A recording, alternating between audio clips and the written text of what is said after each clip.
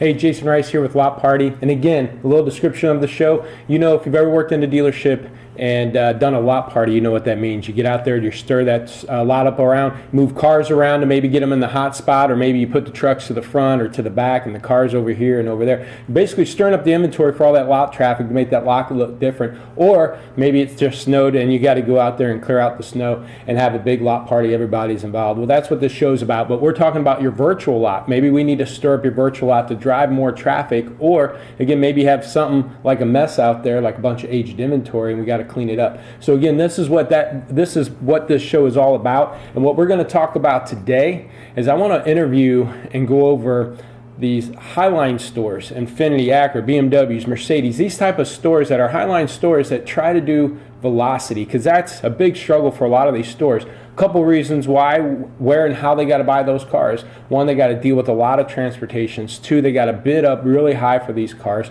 Three, a lot of them are certifying them. That costs a lot of money to not just certify them, but then the parts and everything. And then also do have to do with parts holds and things like that. So very few dealerships that are Highline stores do a successful velocity. Now, some of the stores which is acceptable, instead of doing a 60-day turn policy on those type of cars, they maybe push it out to 75 to 90 on their quote-unquote core cars, like if they're Infiniti store, they're Infinitis. But then they do a 60-day philosophy on anything else that they carry on their lot, the Chevys and the Fords and whatever else they might have on their lot, which again is acceptable as long as they keep that lean and clean on these Highline stores. But just like I said last week, on these small town dealerships, a lot of them will say, hey Jason, I'm a small town, my market's a little different. The laws of velocity, the laws of money management is no different if you're a Highline store or a small town domestic store, and that is turning those dollars. A 5 or 10% shift in market on a 60 grand Mercedes is a bigger impact than on a 15 grand Focus. Either way, it's a good chunk of money. But when you talk about a 10% adjustment, maybe over 60, 90-day period on 60 grand, we know that's $6,000. On a 15 grand car, it's only $1,500. Now, equally, they might have the same amount of markup, but those 2-3% shifts in market, which happen sometimes within 2-3 weeks on any given car, are making a bigger impact on these higher dollar stuff. So I think, if anything, your higher end dealership, these cars that have these high average investment dollars, these dealerships out there with those high average investment dollars, need to be more efficient with that inventory. So what I'm going to do is I'm going to interview a dealer that runs a lean and clean inventory of an Acura Infiniti store. And then I'm also going to bring in a sister store. It's a Jaguar Land Rover store, and his new adoption to velocity. He just came around about a month ago, and you know, he used to be, you know, let's hope and change. Let's hope I can get somebody to pay too much for my car, or maybe that the market changes and he's holding on to these high dollar inventory and it was costing him. And he was back and forth on the philosophy, but over the last month he's kind of converted. So we're going to interview with both of those together, and we're going to actually go over, you know, what the benefits are, what the struggles are, and what are these best practices. So let's go right in the interview, because I'm sure we're going to be debating back and forth for a bit. Thanks.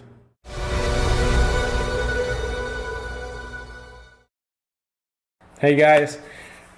Hey Jason. This is Jason Rice.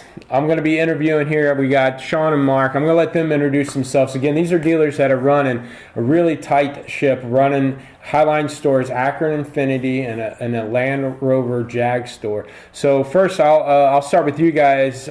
Sean, let's go ahead and start with you. Introduce yourself, your position, your store, and maybe a little bit more information about, you know, just some of your background in the car business. Yeah, my name is Sean Gleason. I'm the general manager at Joe Bullard Acura and Infiniti Mobile. We do about 100 cars a month between both stores, roughly 50 and 50 to 60, 50 at Acura and 50 to 60 at Infiniti. Predominantly used. Our new cars, we run about 20 to 25 new per store a month, and used, between 30 and 38 per store a month. We've grown that over the past 2 years to where we can do 100 cars a month. Mobile isn't a very big city. It's a very old city. We've got about, Mark and I were talking about 250,000 people in Mobile. We've also run a bunch of numbers to where, for instance, December, we only sold about 35% of the market to the city of Mobile. So we do a lot of outside Mobile City. We've got Gulfport, Mississippi, 45 minutes away. Pensacola, Florida is 45 minutes away. But Baldwin County is a big part of our market, which is the county neighboring to us, closer to Pensacola, and it is a bigger market for us as far as luxury cars are concerned. I've been in the car business my whole life as far as work is concerned. Okay. I got introduced. I got asked to come sell cars 4 days after I turned 21 because I could put on the insurance. But and then I sold cars for a year, and then I graduated from college with a finance degree, and I got into an F&I position here at this company, and I did that for 5 years. And then after I got through doing finance, I got asked to be a used car inventory manager. My dad was a wholesaler in town. He was a wholesaler for about 15 years, and so I had a pretty good grasp on the wholesale market and buying and selling. And so I did that for almost 4 years, and then I was general sales manager for a year for this campus, Joe Bullard Acura and Infinity Mobile, and just recently became the general manager. So excited to see what this other side of the world revolves around as far as service is concerned. So it'll be interesting to learn fixed, but that's me. Well, two things on this. One, I know you've been in kind of velocity mindset pretty much your whole career managing used car inventory, but I want to maybe hit you up a little bit later here, talk about some of that nuances that your dad kind of brought, because I think he was pretty big in town there, which really kind of set you up for where you're at. And then to Mark, let you introduce yourself, but you've kind of, and again, we'll dig in more into this, but kind of come to your way about doing velocity instead of the hope and change or hope, driving that high volume. So Mark, go ahead and introduce yourself too. I'm Mark Hyder. I'm the general manager at Jaguar Land Rover Gulf Coast. I've been in the car business since 1995. Most of my experience was as a new car sales manager. I've been a general sales manager. I've been with our company since June of '04. And the used car side, I decided I wanted to be in charge of that for a little while, so if I'm going to hire a used car manager, I'd have a better idea what was going on. I've always been under the principle of gross, but after doing a simple inventory analysis, a turn analysis, seeing how much more money I can make if I turn more inventory, and then having some big wholesale losses with a highline store, decided to give velocity a try. Did it for a month, and it was very successful. And then I decided to stop doing it for the month of December because we sold so many cars. And then, Jason, as you know, it's about the 10th day in, we weren't selling anything, and so we got aggressive. And so really in the last 50 days, we sold 70 cars roughly. I'm running out of cars. I'm trying to buy cars right now. Yeah. That's the hard part about it is just keep feeding the beast. Once you do get to that, and then it's just a matter of feeding the beast. Now, as both your stores are starting to move in velocity and that turn, because I think we're looking at your numbers earlier, Sean. You're initially, I know we've been working together for a few months now, and your turn was about 10 or 11. Now it's touched up in the 15s and stuff, and stays around 13 to 15 turns now.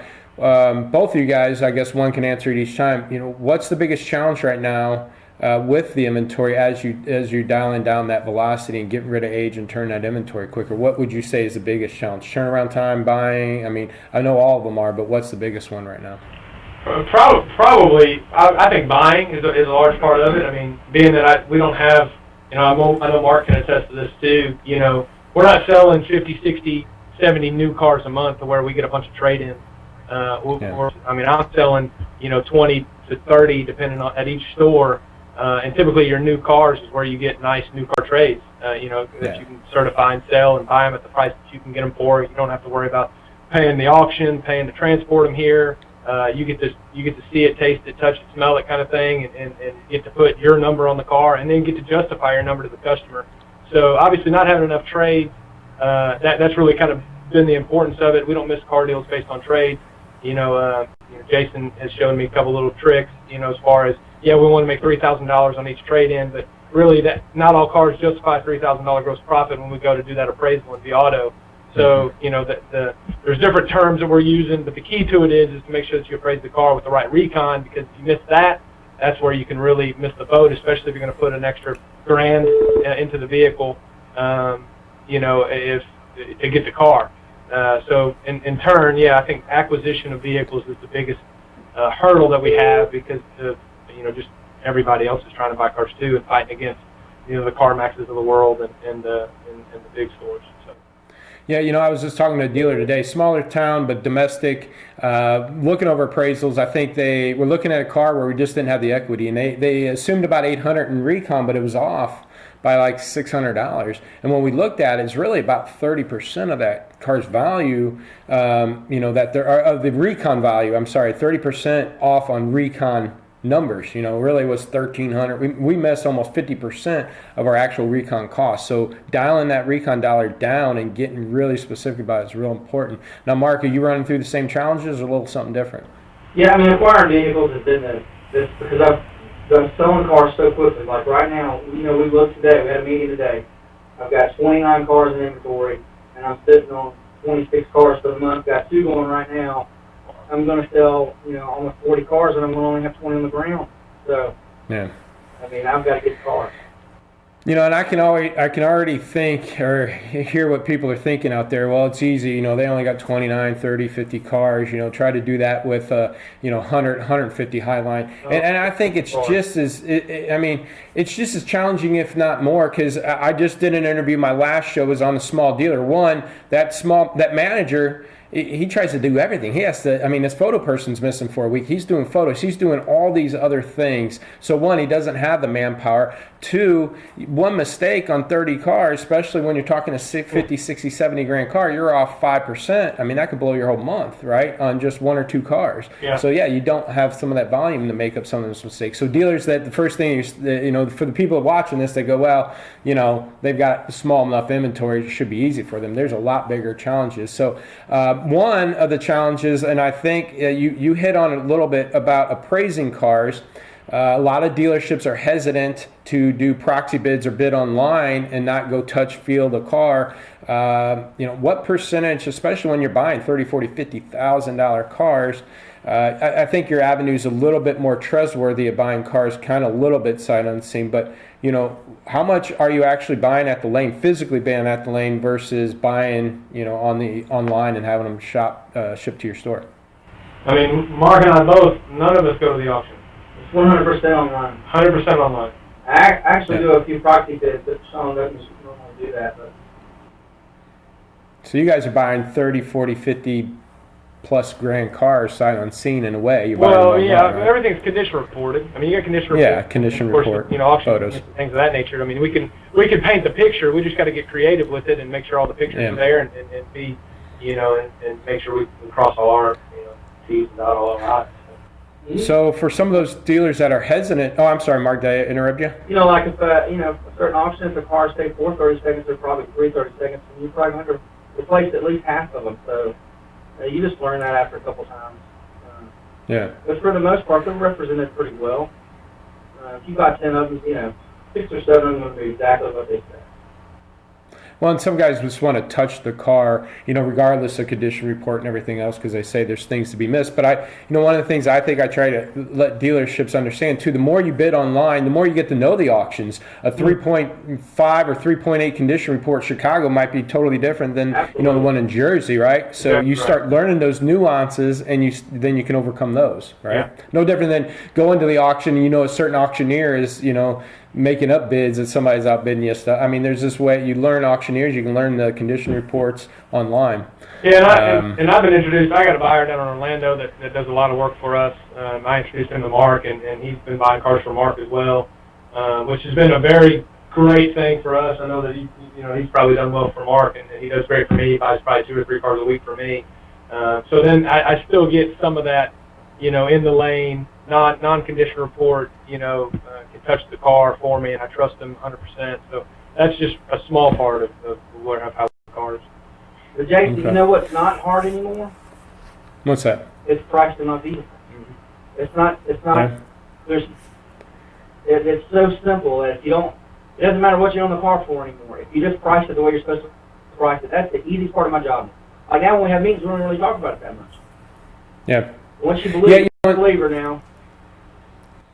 That's a good point to bring up, and that's what I want to kind of discuss here. One of the things I challenge dealers with, because a lot of times they say, well, I can't price a car. I don't know. It hasn't been through service. I don't know why I own on it yet. And I would ask them, to me it makes perfect sense, is can you appraise a car with a customer without knowing their payoff? And they go, well, yeah. The same thing. Because the car's worth what it is. Yeah, it's the same concept. So is that, have you always priced out the gate? And maybe this is more for Mark than it is Sean, but I mean, is that something you just overcame and that is helping you with velocity as far as a tip to some of these dealers out there? Sure. I used to just mark them up $4,000 or whatever, and then lower it at 15 days, and at 30 days, and at 45 days.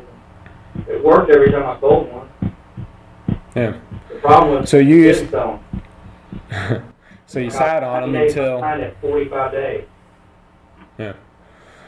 Well, one of the things I just talk to dealers about, and I say, that strategy, they don't want to get political here, and I'm not making sides here, but the Obama strategy is either hope and change. You either hope that somebody comes in and pays too much for that vehicle, or that the market changes and your price becomes relevant. And that's where a lot of dealerships do sit on, especially the high dollar dealerships, because they don't want to make a $500 deal or even a $1,000 deal on a 50 grand car that they certified and spent $2,000 to certify the thing. The key to it, in my opinion, is just take all car deals. We live in a town and a market where we don't get a whole bunch of opportunities. It's not being that we are luxury, we're not, we're not a volume store. I mean, don't get me wrong, I would love to become a volume store, and that's what we're trying to push on our Acuras and Infinities, but it's very difficult. So the key to it is take all car deals, because you don't have people lining up to look at that exact same car tomorrow or the next day, and so every car deal makes sense, especially when we price them accordingly and we build value in the vehicle, and the price gets them in, and they've looked at our car online, and they've got they half the time they know more about the vehicle than my salespeople do. So there's that to me is just my biggest thing, is whether it's a $500 deal, a $2,000 deal, whatever, and then also to giving my finance department the chance, because they're strong and I lean on them, and they're my horse. So them running $1,200, $1,300 a copy sure makes it a little bit easier to take that $200, $300, oh, yeah. or $15 or $1,000 loser. We've had $3,000 back end deals where we lost $1,500 on the front. That's a $1,500 car deal. That's great. So that's where I've had to put my eggs in this basket. With the cost of certification, the amount that it charges to get it to certified, and because we have to represent the brand, and you have to do those things the manufacturer requires you to. You got to live in that world. So, Sean, have you, going back to your father being a wholesaler, and again, I think we talked about this before, he's pretty well known in town, and it tends to be sometimes in my mindset, the wholesaler is that old school car guy that's all about the gross and all about the average. So, getting into the business and kind of growing up that way, was that your mindset initially, or have you always kind of understood the velocity and the turn? I got kind of lucky. Obviously my dad being a wholesaler, he always told me, you work the used car man like you work a retail customer, and it's just unfortunately the margins are lower. But whenever I came into an inventory manager position, that was probably 5 or 6 years ago now.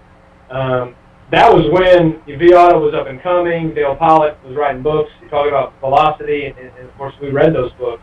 And so that was, at that time, that was the way of the age. That's what we had to do, was turn, and us being a luxury store, we're on a 60-day turn, and it's tight. It is very difficult to do. We got to lean on our service department and on our detail shop to get everything ready. But I never really kind of had that mindset. Mine was, if you sell enough vehicles and you turn them fast, then the gross profit's going to come. And so my mindset isn't where am I at month to date gross profit. It is how many cars do I have out. Typically on the 20th or about right now, I'll start looking at that gross and saying, man, we're going to be in a hole or we're not. But 9 times out of 10, if you sell enough vehicles, it takes care of itself. So having that mindset, my dad he doesn't know anything about that. He didn't know anything about velocity or that turn. But also, too, they didn't have the internet. They didn't have that as their biggest marketing strategy, and everything that you have to do now lives there. So I think that with the change in time, the change in turning of the guard, that you have to be there or you're not going to make it. Well, you know what? You bring that up. I think most wholesalers get it internally, though, because they're sitting on a car. Those guys get rid of the car within a few days. They figure out a buyer. They don't buy it without knowing somebody that they can dump today. They don't hold on to cars 30 days just to wait for that right guy to come buy it. They'll go dump it within a day or two. So directionally, they kind of understand it, because they got to get off of it to free that dollars up so they can buy the next car. Oh yeah. Yeah. So Mark, now as Sean's going through that transition in his career and over the last few years, you kind of were, I guess, exposed to it, but you kind of fought it. What was the biggest challenge for you to overcome looking at that? Other than the saying you've always been a gross guy, but you know, when guys are saying, yeah, but this and yeah, but that, when they're talking about velocity, what was your biggest, you know, objection to it? I mean, it was still the mindset. I've been graded that way forever. We've always looked at gross per profit. How much you make on a car deal, and even recently I traded in a non-brand, but it was a luxury car. I looked at the day supply on it was 180 days, and so I appraised it so I could be the number one priced car in the market. I sold it the very next day. I made $3,500, and my first thought was I didn't have it marked up on it. But my return on investment was absurd, and so it made complete sense. But I'm just so conditioned to looking at gross, and that was still my first thought. You know, that I might have missed some money there. Yeah. And it's a car that I don't perform well with. I've had a few of them and all gotten old on me. So Yep. It's made a huge difference. Well, there's two things that I always notice with managers. One of the worst things that can happen to a used car manager is they make $3 or $4 grand on that 70-day-old car, because a lot of times we think we could do that again. Hey, remember that car? We made $4 grand. Let's hold out. One, but two, that you go home on car deals like that sold so quick, you have nightmares that you go, man, I cheap sold that car. I could have got another 500 grand, but you don't know what you don't know. You know, again, if they don't, that customer may never have came in. They might have skipped over your car, went buy something else, and that next buyer just isn't at the doorstep yet. But what happens? You think it's just going to be one car that I'm going to do that on, that I'm going to not get rid of, and I'm going to not going to price it right. And the next thing you know, you got 6 of them, and now you have issues. So I would say, you know, again, I appreciate you guys' time. And one of the couple things I want to wrap up here, we got a couple minutes. I know turnaround time's a big struggle. We were just talking about that today with the photo management stuff. What's your average turnaround time right now for you guys? Well, we just came off of a December where every store is having the best month ever, and so the turnaround time was, I don't know, 10 days, 11 days. Now, I'm getting cars out in 2 days sometimes. Yeah, mine's probably 5 max. Yeah, it's pretty efficient now. Yeah, and that all equals dollars. That faster that you could turn that turnaround time, and especially some of the stores take advantage of doing auction photos, 3 or 4 of those auction photos until that car's ready through the service and in and out. Or sometimes they're taking. Yeah. What's that? Yeah, just to have something on there, Yeah. Yep. And you're missing those SRPs and those VDPs if not, and you're spending all that money to get those SRPs and VDPs, and we're wasting it when those photos aren't there. I guess as we wrap up here, what would you say that those highline dealers that still are fighting that pushback? What would be one tip that you'd give the dealer to say, hey, if you just focus on this and get over this, what would that be? And Sean, I'll start with you. Go get an ROI calculator and just plug it in. Because if you do that, then you'll understand that that's where you got to live. That by turning the inventory, you will make a lot more gross and a lot more net dollars, especially on the net side. And you'll have better chemistry in your showroom because you'll be selling more cars. Everybody will be more happy. Your finance department's going to get more turns. They're going to believe in the system. You're going to create buy-in, but it's got to start at the top. Yep, and more trades. And another thing I bring up that I think dealers don't weigh in, these reviews nowadays, I mean, to me, they've got to be worth a few $100, $200. I mean, literally, I don't think, especially on a big ticket item, I haven't looked at reviews. I mean, my wife looking at refrigerator looked at reviews. She would say, I like this refrigerator, but it had bad reviews. And so to get a happy customer that gets a great deal, you get them to get you some good reviews, and man, that's good ROI. But it's not, you don't see that in the bottom dollars, but when people see that, they come in with that mindset that you guys take care of your customers, and then they're willing to pay a little bit more for that type of service. And when they could see good reviews on your stores and they come in and get treated well, I think that allows you to hold some of that gross. And so, Mark, what would be that one tip? You can sell anything. I meet highline dealers all the time, and they just sell their own product and then wholesale everything else. If you just studied each car like it was a house, and you're going to represent it that way, like you're going to be the realtor, and price it accordingly, appraise it accordingly, acquire it accordingly, market it accordingly, you can sell anything. You just have to be in the right spot and market. You know? Yeah, good point. Yep, and you know, that's, we were just talking, Sean and I, about growing that inventory and where there's those opportunities, and you know, other makes and models. You know, sometimes we buy the same thing over and over again. We're only going to have a certain amount of growth, but you know, to be able to then pick out other things or keep those trades instead of dumping them, you know, that's great insight there. So here, guys, I appreciate your time. You know, I hope this brings value to dealers out there. You know, again, you guys are doing a wonderful job. You guys have your best months ever. Again, you guys are Highline stores that are in the double digits on your turn, and I really appreciate you guys sharing everything you guys know. Hey, Jason, my turn has gone from 8 to 13 in just the 3 months we've been doing it. Yep. Yep, that's a great job, and I think we could continue that. And once I try to get dealerships running at that efficiency for 3, 4, 5 months. Once you do, then you start adding units, 5 units, 10 units, because you can't just go and throw a bunch of, hey, we sold 30, now let's go sell 50 and throw another 20 units at it, because your turnaround time can't handle it. Yeah. So slowly grow that, and you guys will start getting that, both volume and gross. And there is that holy grail. A lot of dealers think they have to get one or the other, but you really can get volume and gross, and I guess you guys could prove that, correct? Yeah, absolutely. All right. Well, appreciate your time. Again, we're going to wrap up here. Thanks, guys, and enjoy the rest of your week. So Jason's back here, and it was a great interview, both with Sean and Mark. Again, these are Highline dealerships. They're smaller town dealerships, but if these guys can do it, man, anybody can do it. And those are good tips at the end. Don't just get rid of stuff that you're not used to selling, because you can sell anything. And then look at that ROI, not just your average, not just your average gross, but look at that ROI. How fast you turning those dollars, and how fast can you increase that gross? And that ROI is going to be real important for your stores. I appreciate you watching this show, because I know you got plenty of things going on, either watching it live or record it. Now next week I am actually going to talk about turnaround time. I'm going to have both, one, a dealer, but two, the service manager, and what it takes on their end, because we hear about it on our end as sales managers and stuff. We go talk to them and talk about the importance of turnaround time, but some service people just don't understand or know what our goals are and what the objectives are. And a lot of our successful stores have their dealerships read Dale Pollock's velocity book, so the service people, the F&I people, everybody's on the same page to get that velocity going. That's a good tip for you. But that's what's going to happen next week. We're going to have an interview both with the dealership and the service guy, and talk about some best practices that they do on the service end and the detail end and the reconditioning end to get these cars turned around within 3 to 5 days. So hope you join me next week. Look forward to that interview. Thanks for your time.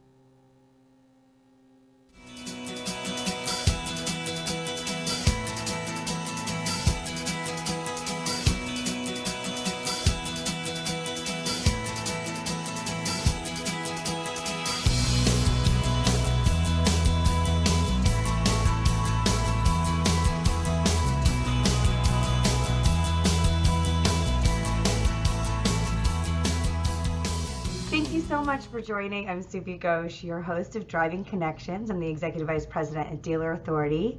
And with me today, I have Ben Friedman, who is actually a lifesaver because I had so many technical issues this week. He jumped on last night and today to try to get this done. So thank you so much for being with me today. Absolutely. It's a pleasure, Subi.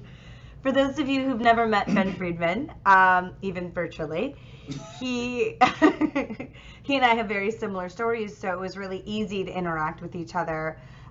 He is now the e-commerce and business development director of an 11 rooftop group in the Midwest for a couple of years now. But you've also had, similarly, 8 years total in automotive and worked at CarPros, Shift, and PCG. So you kind of have that vendor side as well. So I think that's why we nerd out on some things together. We don't nerd out, we geek out. There's a difference. We geek out, okay. Yeah, oh yeah. So I figured, because of our interesting conversations, maybe to bring you on and continue some of that conversation for Sure. our audience today. I think it's awesome. Yeah. One of the things that we talk about a lot is the evolution of the industry as a whole, right? We tend to, we come in and we experience it for the first time. And now that we've had about 8 years in it, we see, we're kind of the sophomore, junior class, right? We came in, people already had it. They've kind of figured stuff out and we just kind of have a blueprint and we learn it. And yet we see everybody coming in and kind of figuring it out at dealerships for the first time because there's so many dealerships that once they let go of the person that did it before, they're kind of already starting from scratch again. Mm-hmm. So what are some things that stand out to you as we talk about the evolution of the automotive industry in relation to digital marketing? Well, absolutely. It's a good question. And really, the evolution of digital marketing, I think it's super cool. Like you said, it's been around for a long time. It's been around since before you and I really got involved heavily into digital. I mean, I think people like you and me, we always kind of had our fingers in it since our careers started. Yeah. But really getting in deep, I think it really is people, innovative and progressive thinkers that kind of take it apart, dissect it, understand it, rearrange it, and put it back together. It sounds a little weird, a little goofy, but as we're moving forward, as we're moving on, to continually evolve this digital spider web, if you will, it's just going to be so much fun because in reality, we're all painting with this on the same canvas. Right. Just the matter of if we're choosing watercolors, oil-based paints, right. We're all trying to accomplish the same thing, which is to build a digital landscape for our vertical. Right. So I think it's important to talk about, a lot of the people that I connect with in automotive are people that have been in our shoes, right? The e-commerce director, BDC director, internet director, whatever you want to call it. So I think a lot of times they struggle to get their responsibilities or what they're working on make sense to their sales management, ownership, GMs. What kind of advice would you give them?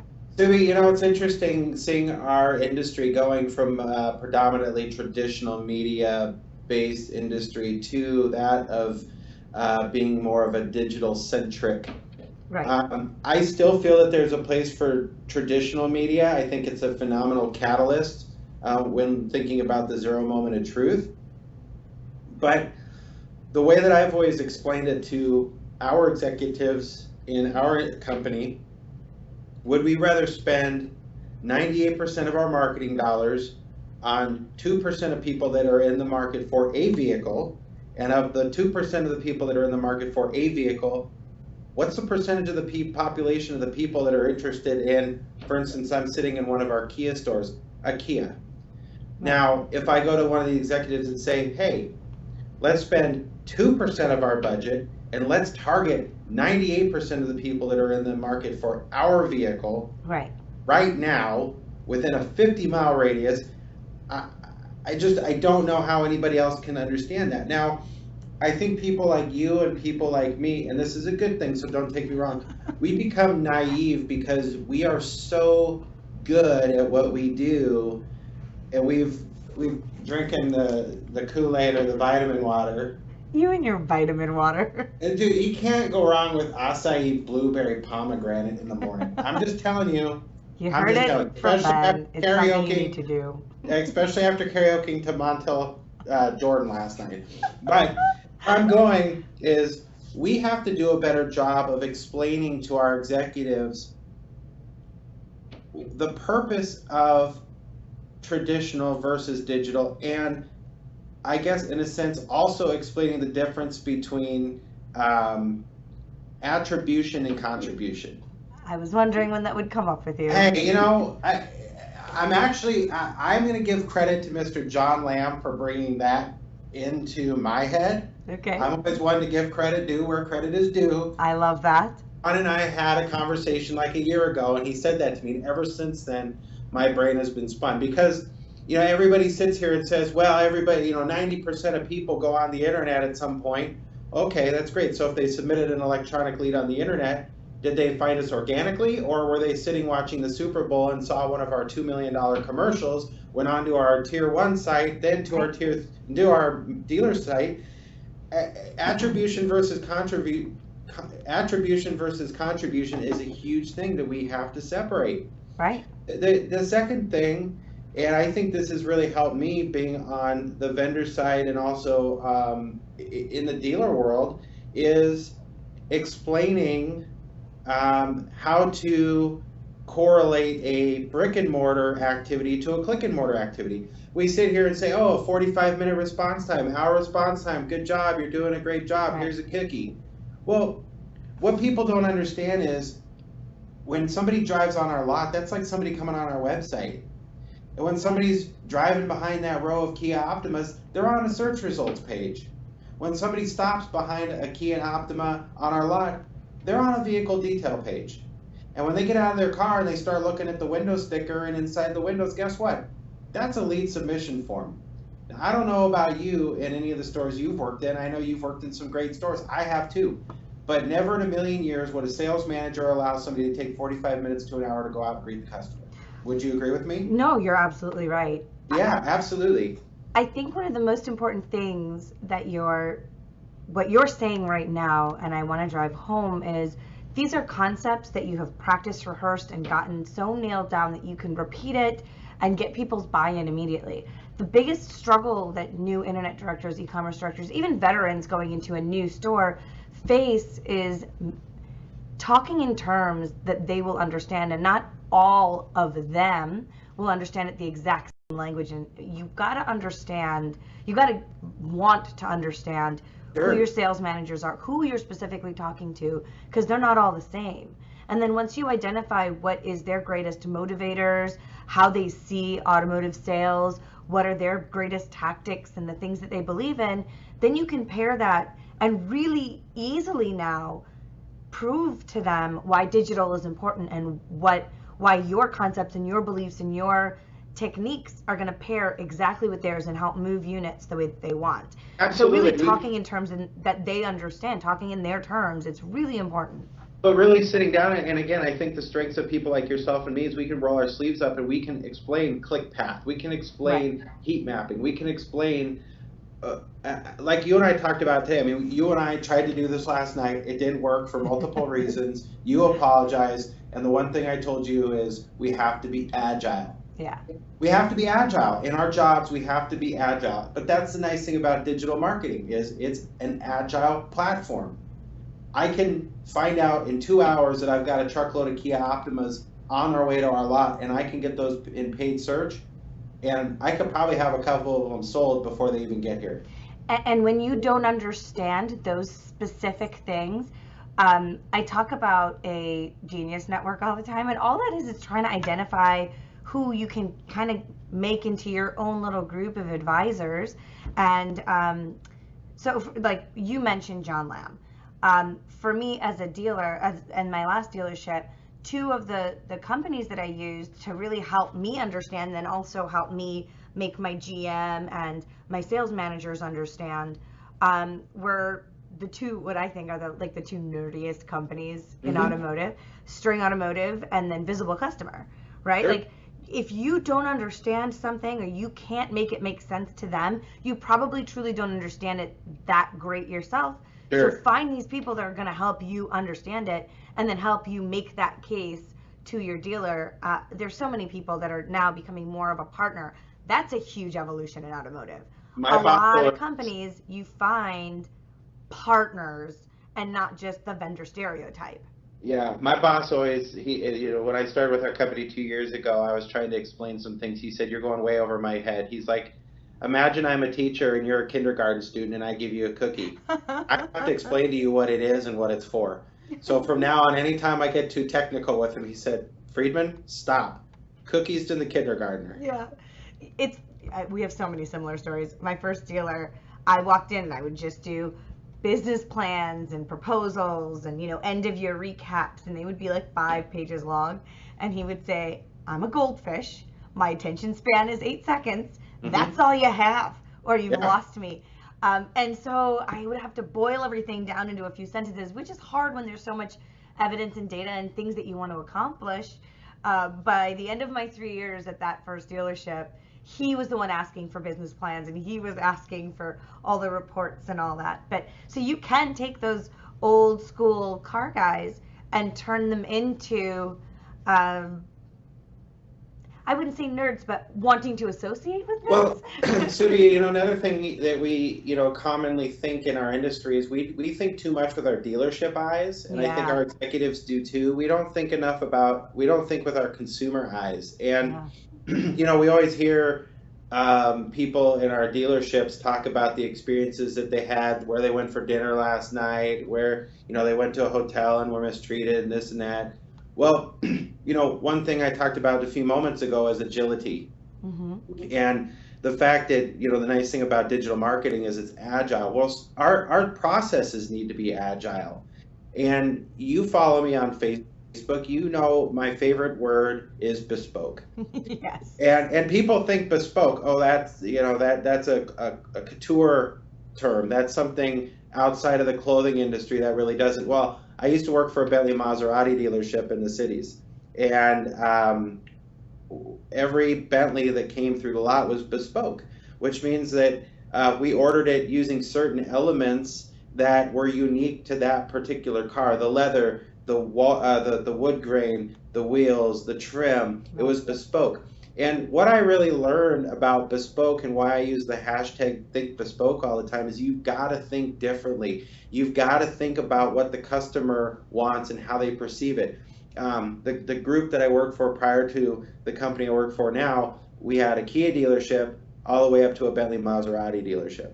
And I always had to think about things during the transition between Reynolds and Reynolds to the Vin Solutions CRM change we did.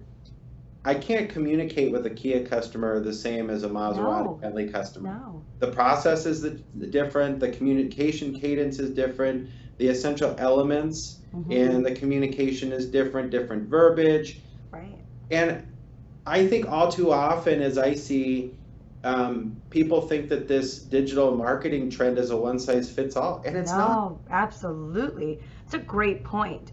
The core basic principles of how you interact with a customer, that should be the same, right? The culture, the respect, and all that.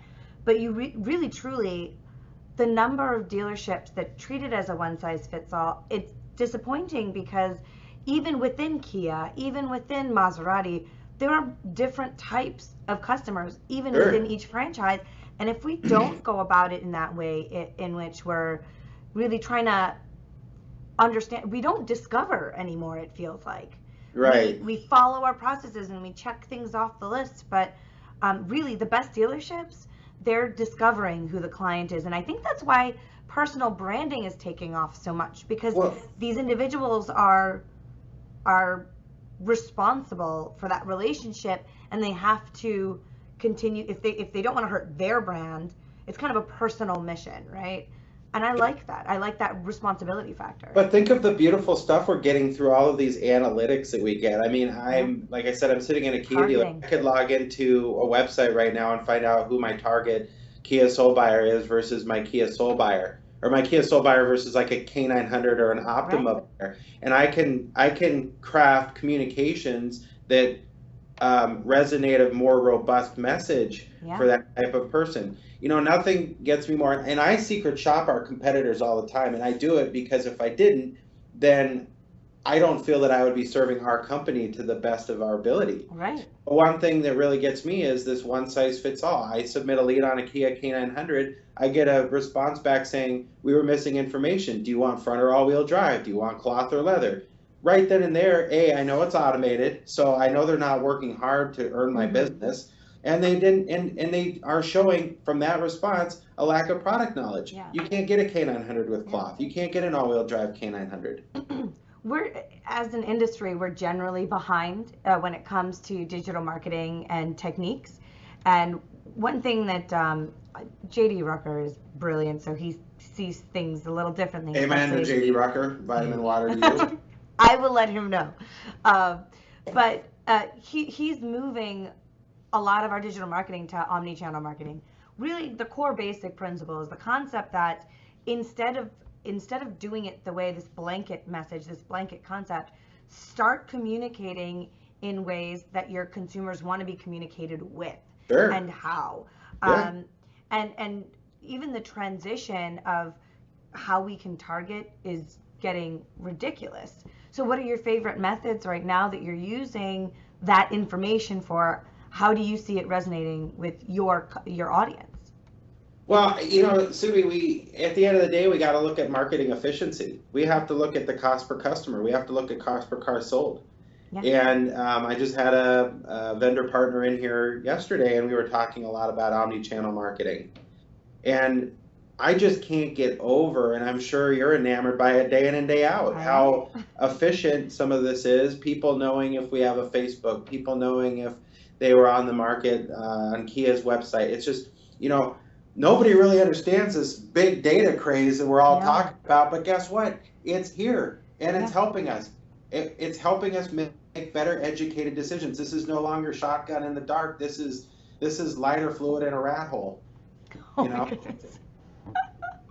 I mean, even it's sad though, because we tend to take these topics, these concepts, these tech topics even, crazy, and we overdo it to the point where we should be at the place as an industry where we're looking at data and truly doing with it what we should, but instead it's almost become an old and tired topic that people don't want to hear about, because every time it's been discussed, it's this big scary monster. Whereas if you truly look at it and you find the right partners or peers to network with, that you can break down that big scary monster into these bite-sized chunks that can then be used to target your audience that are in the market.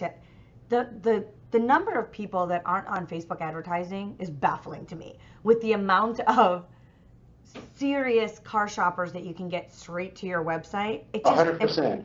And it's so cost effective, and yet we see a struggle with it all the time.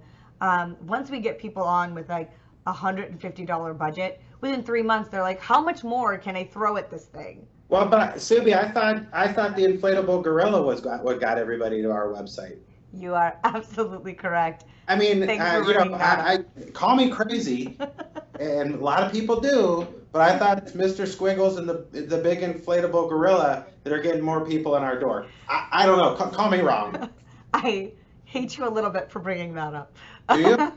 No, I don't.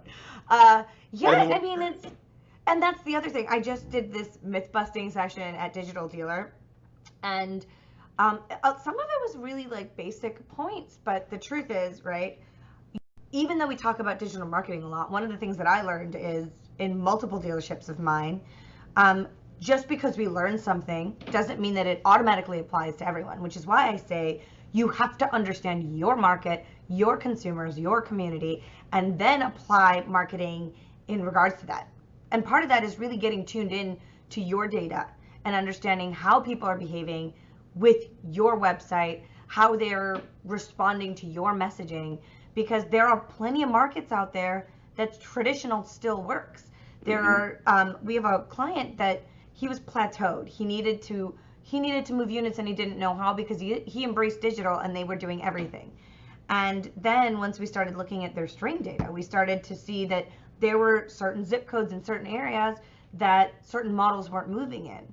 And then we found out that in those areas, the age range was higher, the way that they were interacting with traditional media was different. So once he went in and saw some cost-effective traditional methods, he tested it out, and come to find out, for his market, those specific traditional methods work. I'm not going to be one to say that, a gorilla's going to do that for you, but I don't know, maybe if your building's really hidden in the back somewhere, it might work. But we can't shut ourselves off from anything because of the hot new topic. The point I'm trying to make is you have to learn what that hot new topic is about and learn how to apply it, and truly just, especially now, really get to know your users. We build, another great topic that we can talk about, we build websites for dealers all the time. We don't build websites for the consumers often. Because we are so wrapped up in what we think works and what we see other people doing. We're so afraid to flip the script, and really focus groups are my favorites. Get your consumers that are in the market, clearly, give them some food and ask them what they think. And the information you get back is life-changing.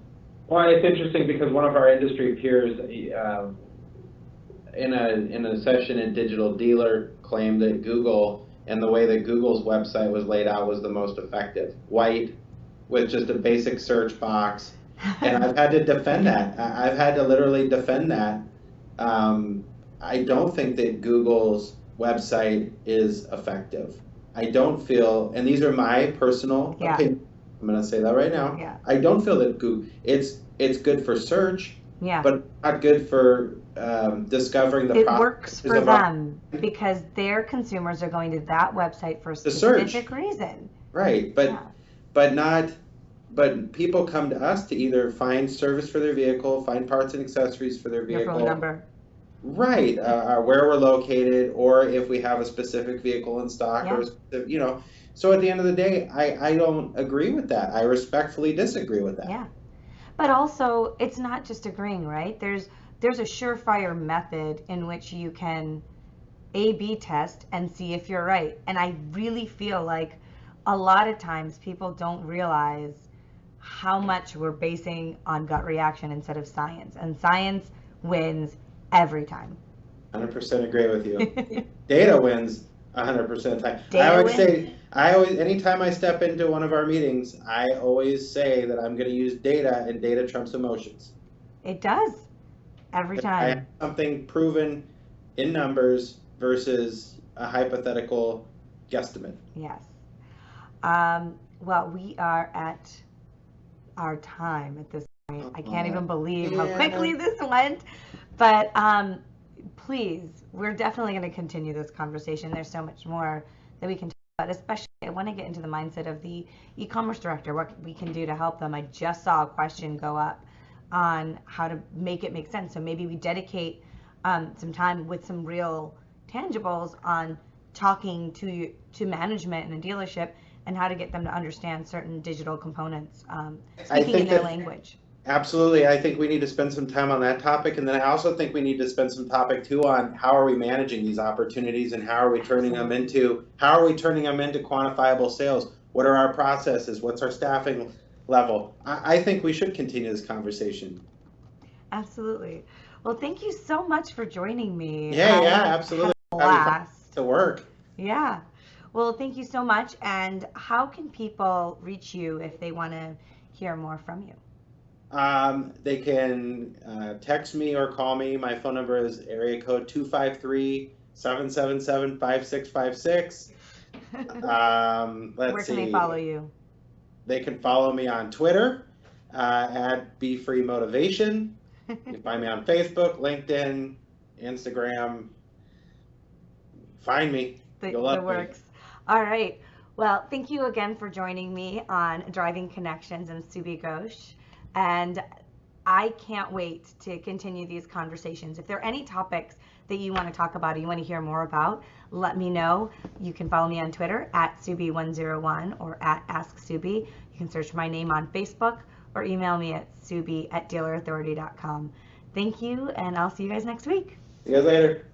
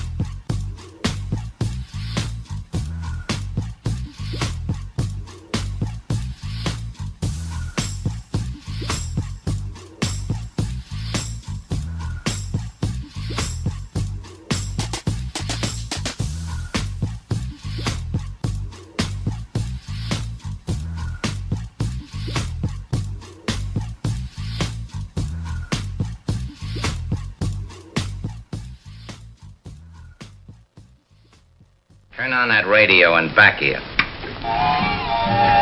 The cops ain't likely to catch up with us, not tonight. So we can all be quiet and peaceable and listen to the music.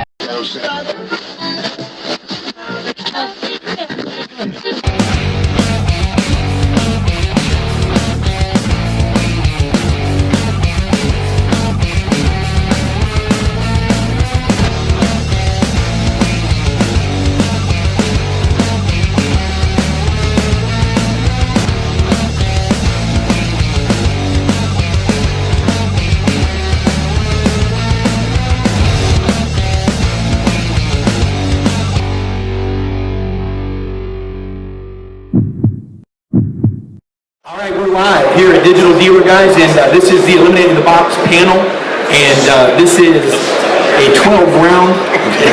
Now, we've been anticipating this. We started this conversation a couple of months ago on Thursday afternoon show, minus Ricky Lopez, and he was out of town. And but Ricky is here today, and we have Jim DeLuca, Candace Crane, Frank Lopes, Tony D, and Ricky Lopez. Here with, I'm Dave Villa. I'm Tommy Elwell. Jim, you wrote an article. Why don't you go ahead and start by telling us what you put out there that started all of this? I mystery shopped Town and Country Toyota in Charlotte, North Carolina, based on the platform that they've been advocating for one person, one price, and a 1-hour transaction time.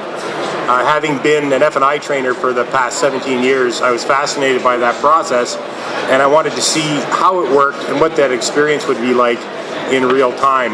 I write a column for Canadian Auto World, so I hopped into my car and actually drove there, mystery shopped them, had a fabulous experience. They went from number 5 in their market to number 1. They've increased their F&I profitability by approximately $400 per car, and their front-end grosses are up by over $200 per car. So it's a win-win situation for everyone. Okay, so we have an F&I trainer for 17 years that was a convert. And, you know, some of the critics, and Ricky, I'm going to flip it over to you. This is what I've heard. And Candace, you were kind of accused of this by Shaka, I think, of touting an example. But is it a doctrine, so to speak? Can it happen everywhere? Ricky, eliminating the box, is that a good idea? No, because it's not going to happen everywhere. You know, you're not going to have the same people that are going to follow the process, are going to do whatever you want them to do. And right now, the only way we make money is on the back end, not the front end. So why we want to eliminate that, I have no idea. That doesn't make any sense. You were telling me before the show, too, you were saying this is one of the places that's really left where we have money. If I could just give you some perspective on that, I closed my article by saying this. Sonic sold 275,000 cars in 2015, maybe bordering on 300,000. If they start getting the word out there through peer review and through third-party endorsements, and I've got two choices. I can buy a car within 1 hour, have one person that I deal with from beginning to end. I have absolutely no pressure. When I was at Sonic, they challenged me to phantom shop them, and they actually had these little iPad-based kiosks. And from a personal perspective, I was like, I'm not going to shop you if you want me to, because you're not hiding anything. There's obviously nothing that I can learn by you encouraging me to shop. So once that word gets out there, and their best advocates are going to be their consumers, and they're going to be advocating them on Google reviews, they're going to be advocating them on Yelp and Dealer Rater. And not to butt in, but here's the problem. First of all, with all the different races that you have nowadays, say for instance you have 3 guys getting ready to go, and 2 of them are Spanish, and you only have 1 Spanish finance guy. How are you going to do that? Well, you would have more Spanish-speaking sales consultants that can check them out. So if you transfer the finance menu selling responsibilities back to your sales team, it's more efficient for the dealer, it's more efficient for the customer, and to your point, you're going to have a more diverse workforce interacting with your consumers versus trying to funnel them up into 1 or 2 finance managers that may or may not have the diversity to meet your customers' needs. We can't even get our salespeople to put people in the CRM. How are you going to get them to do all that stuff? Well, that's because you have a bad total rewards program. You can't attract the right that's salespeople. 90% of the industry. I go across the country. Agreed, and I think what you guys are talking about is 4% or 2% of the dealerships that are doing well with this. That's not how we live in the car world. Sure. We live in the Today 80%. it's not. Today it's not, but it will be in 5 years. It will be in 5 years. I disagree with you guys. That'll never happen. Ricky, I completely agree with you. And if I have but one struggle with my company is getting the sales consultants to do their job. And that's one of the problems. Our industry is the last bastion of the unemployable. Unless your dad has his name on the sign, you did not aspire to be in this business.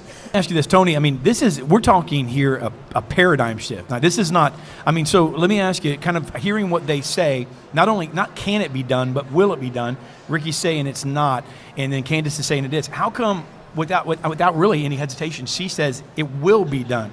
Like, where does that boldness come from? Not can it be done, but it will be done. I know that the original title was Eliminating the Box. I think that's almost a little bit unfair. Great marketing opportunity, but it's more of an evolution of the business office and where we are going. Putting a time frame on it, as I start looking, I'd like to be known as an F&I futurist. I keep trying to change my business card to that, but the company won't let me. But I believe in the next 10 years, we'll be going closer to a single point transaction, that it will be one person handling the entire transaction. And we can start attracting different people into our industry who never thought about the automotive industry because they didn't want to be a car salesman when they grew up.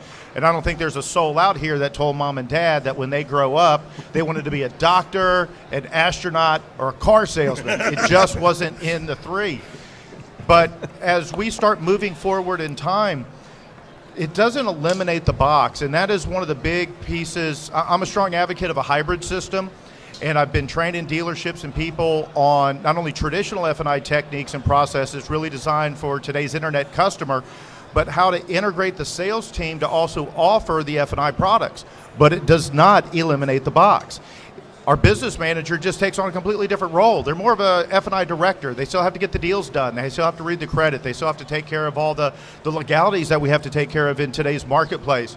With the new scrutiny that we're seeing from the CFPB, from the FTC, and even some of the things that went down yesterday up in Washington, there's a lot of scrutiny on our industry. So the business manager still has a massive role, but that role does not have to be 100% wrapped around selling F&I products. And to go back to something like Ricky, you're bringing up, we have different clientele. We got secondary finance, we got primary finance, we got outside finance, inside in-house finance. There's relationships, there's a lot to that.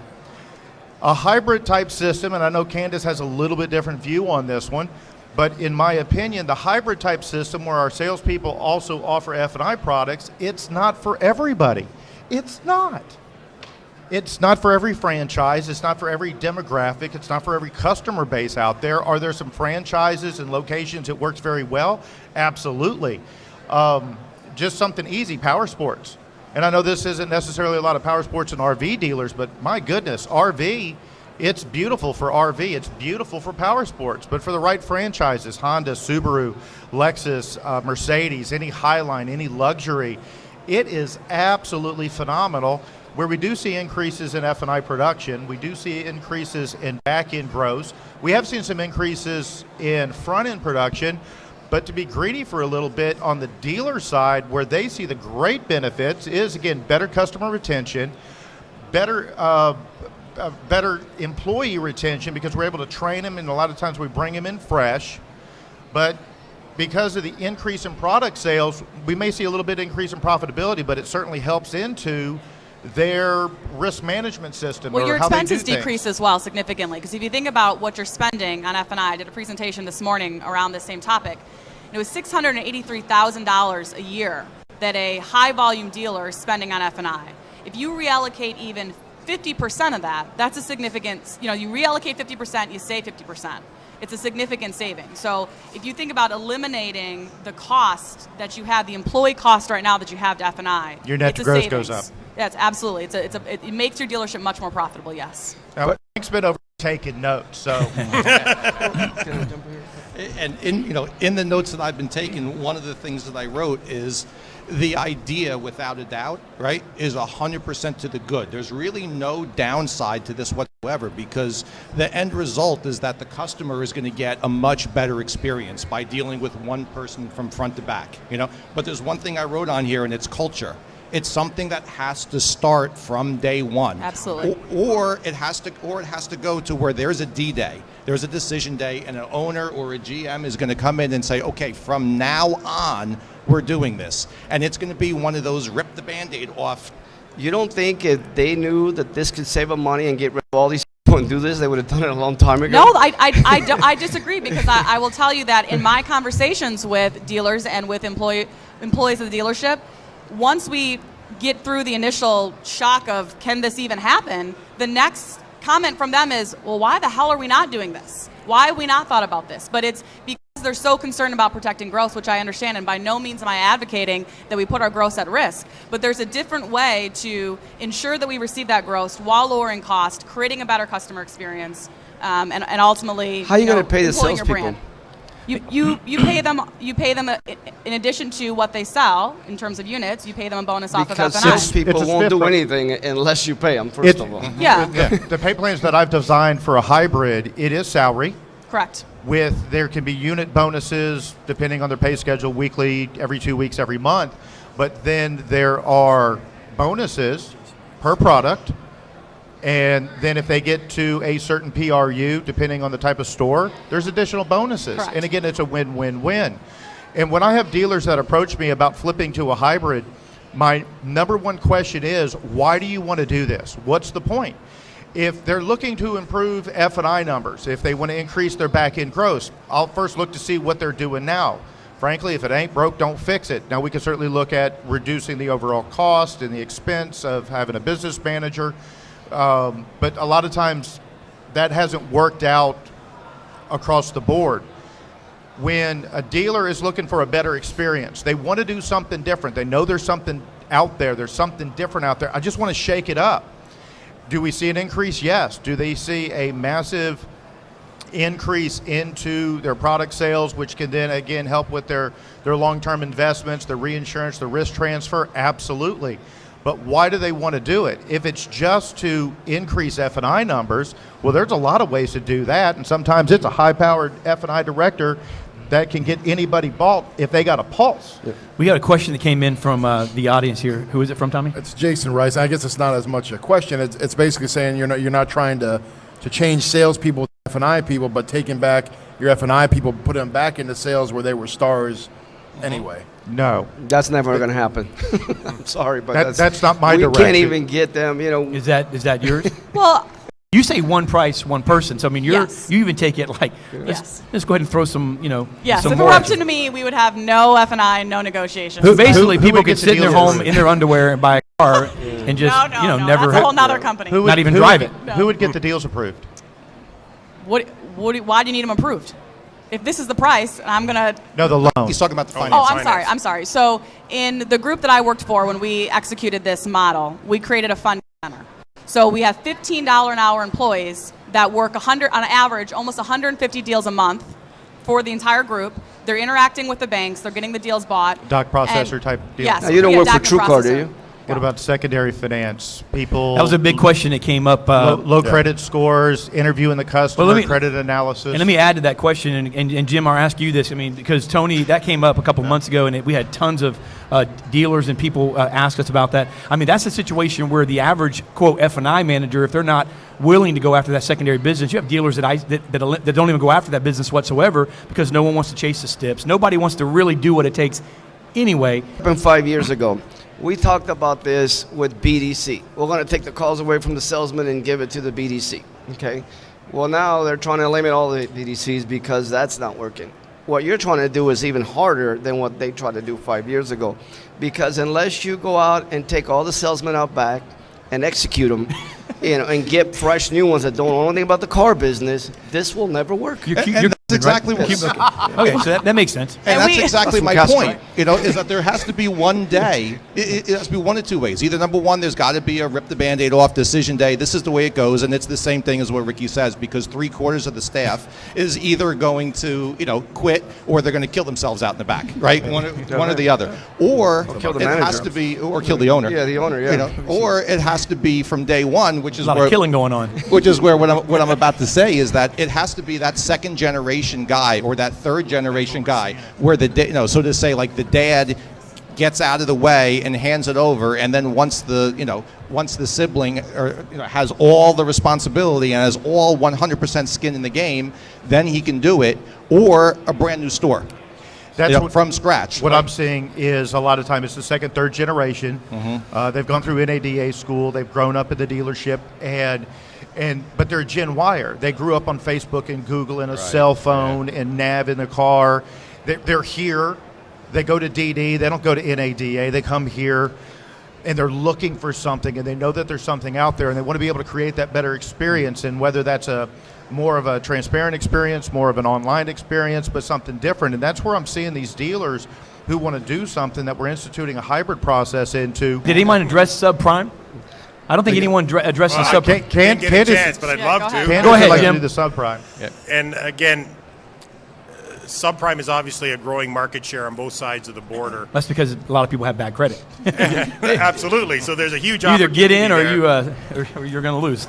But if we look at F&I historically, most F&I managers are either very good at the administrative aspect of it or they're very good at the sales aspect. And it's a real gem when you find somebody that has that duality to their personality that they can handle both. All we're suggesting is that you separate them. Correct. Here's one way that might work. Okay. Oh boy. When they go online but this is the only way that it could work. I'm not saying it's going to work because I still don't think it's going to work. But if it did, instead of having the button that says get pre-approved, change it to get approved. When they push the button, get the right information, and have 4 banks that approve them, that actually approve them. That way, when they come in, they have all the papers printed at home. They can just bring them in, sign, and that would work. The only problem with that is that not everybody's going to do that. The dealerships are not going to want to do do that. And you got regulation. You got regulations. You got all kinds of things with. There are some of the finance companies that rolled out a beta program 2 years ago, where it was a direct submit through the dealership websites. That was very similar to that, but it didn't take into consideration any type of structure. It was just like a soft approval that turned buyers to that dealership into an instant shopper just around. It was almost like a blank check loan, and it went away. Everybody dropped it, and I think we'll see a new generation of that type of thought process coming soon from the banks. Like hopefully we'll see something next year or this year. Take a couple minutes, 90 seconds, a couple minutes, whatever, and give. We want to adhere to the time frame because I know there's other things going to be going on. Take a couple minutes, give your closing thoughts, leave the audience both here and online listening your final thoughts regarding this and what's most important. Okay. My final thought is with regard to the dealer who won't buy in, doesn't see the value in it, doesn't want to give up his F&I department. You got 2 choices. If Sonic moves and buys the dealership next to you, you're going to experience what's known as constructive disruption, where the change in behavior of your competitor is going to force you to change. So you've got 2 choices. You be the disruptor, you go home, and as Frank said, tear that Band-Aid off and fix a process that doesn't work, or somebody like Walser, am I allowed to say that? Yeah. Or somebody like Sonic is going to come in and do it for you. Be the disruptor or the disrupted. Frank? I feel 100% that this is feasible to be done. But like I said, the Band-Aid to be ripped off is going to be so painful that nobody who's looking at the Band-Aid right now on their own hand is going to do it. So we're going to go back to what I said before of it's going to be a second generation type of move, or it's going to be a new owner type of move because it's something that has to be instilled in the culture, the overall culture of the dealership from day one forward. You're saying that it could be, before we give, we'll let Tony next, but you're saying that there could be a regression before there's a progression. So in other words, there may be a going backward. There may be some losing some money because, is that what you're saying? In every process, right? In every process that you go through, you're gonna trip, you're gonna fall, you're So gonna it's get more up of on the an stage and evolution almost process. fall off when you get up here. It's gonna wind up happening. But that's in the end, I believe it's a small price to pay for what's going to be a much better customer experience down the road. Yeah, again, like I said earlier, probably in the next 10 years, we'll see more and more dealerships transferring to a single point transaction. Today, I'll go kind of back here with Ricky. It's not for everybody. Going to a hybrid type of process, allowing the salespeople to also offer the F&I products, not eliminating out the box and Candace model, but we have dedicated, talented people to get deals approved, and they kind of work for the business managers and for the sales department. And it's not for everybody. Today, there's the right franchises in the right areas that it works very, very well for. And as we start moving forward, the second generation, the very forward-thinking dealer, they're going to start implementing. It's going to put that cultural change to the dealership next door, and it's going to flow throughout the country. That I think, maybe not in 5, but in 10, we'll be closer to a single point transaction at that point in time. Ricky. I think 10 years from now we'll have Honda here with a robot doing our deliveries and our F&I. If we're all thinking machine, this, right? We're so busy trying to put and implement new things, and never look at the problems that we have in our dealership. All this stuff would work if we had the right personnel, but we won't get rid of those people, and that's the problem. The sacred cows. Yeah, the guy that he's got his foot up in the bumper waiting for the up, and then the guy comes in, and the fourth guy that looks good, he'll put in the system. The other three, So what makes you think that's not going to happen if he gets to pick and choose people coming in that are already ready to go to finance? He's going to bypass that guy to take an up. And so unless you take them all off the dealership, I mean, if I bought a dealership today, I would get rid of everybody.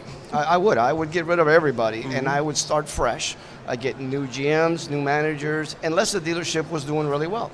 Because you're not going to change it unless you change the problem. But we never do.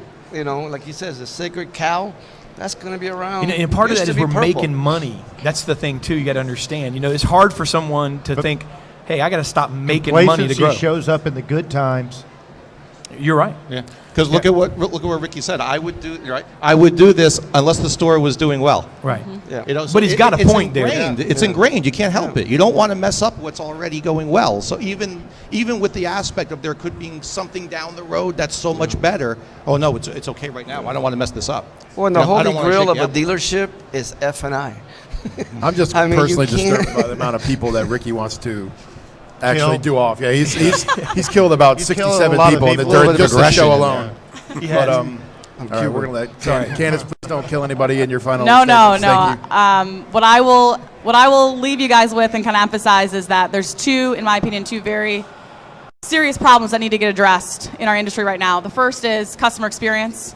The second is our sales turnover. And I do believe those two things are related. And I do believe that we can solve both of those problems by focusing on human capital strategies, by eliminating F&I, by transferring responsibilities, by creating new job descriptions, reworking pay plans, implementing small teams, creating a career path, things that other industries are doing to attract the people that we want, that Ricky wants when he buys his dealership, evidently.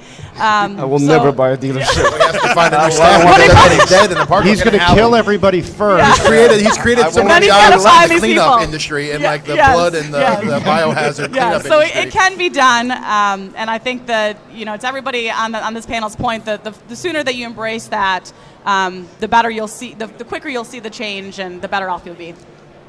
All right, we have it, and hey, great debate, guys, and great discussion. And I would think that we all would agree that the car business is a unique business, and it's a beast of its own. I've had people come in that sell car dealerships that have sold all types of things, and they come in with their ego up and they leave with their ego down. And it's an interesting business, and anyone that says otherwise, I would challenge. So I think that great debate. I'm not sure if we have any more answers, but very nice. All right. Thank you, guys. Thank you. From Lot Pop. And let me tell you what we do to help dealerships increase used car sales 20 to 30% in gross in volume. 3 areas we focus on: trend reports. We look at weekly trends that no one else is trending to make adjustments on our inventory. 2 is we do weekly review calls to review those trends, but also we dig through every car that needs to be price adjusted to increase the searches. And 3, we do a virtual lot walk, make sure every car is standing tall in line, and make sure we don't have bad photos like these. Check out our website, lotpop.com. our blog at automotiverevolution.com, and our weekly video tips at increaseturn.com. Thanks. Hello, I'm Alan Ram, president and founder of Alan Ram's Proactive Training Solutions. Let's face it, good managers are defined not by what they do when they have a showroom full of customers, but more by what they do when there are no customers in the showroom. In 2015, whether you like it or not, the car business is all about conversion of opportunities and driving traffic. All those great closers and desk people are not doing you a whole lot of good if your dealership is not converting effectively on the telephone and internet. As an owner or dealer, when you see 5 salespeople standing by the front door doing nothing, don't kid yourself. Your dealership is not being effectively managed. Management by Fire is a 2.5-day intensive course conducted entirely by me that teaches managers how to effectively manage in today's automotive industry. Simple processes for driving high-quality traffic. For more information on upcoming events, please call my team at 866-996-4600. 866-996-4665. Once again, 866-996-4665. Thank you.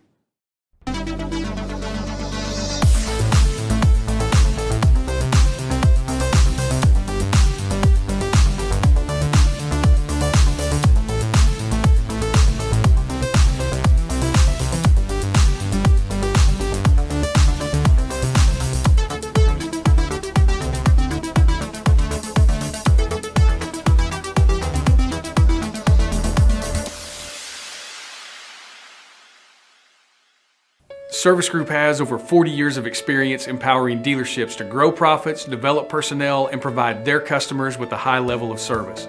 We offer high-quality products, world-class servicing, and innovative training and technology. Meet our team, first-class trainers, the best account managers, and an executive team that's second to none.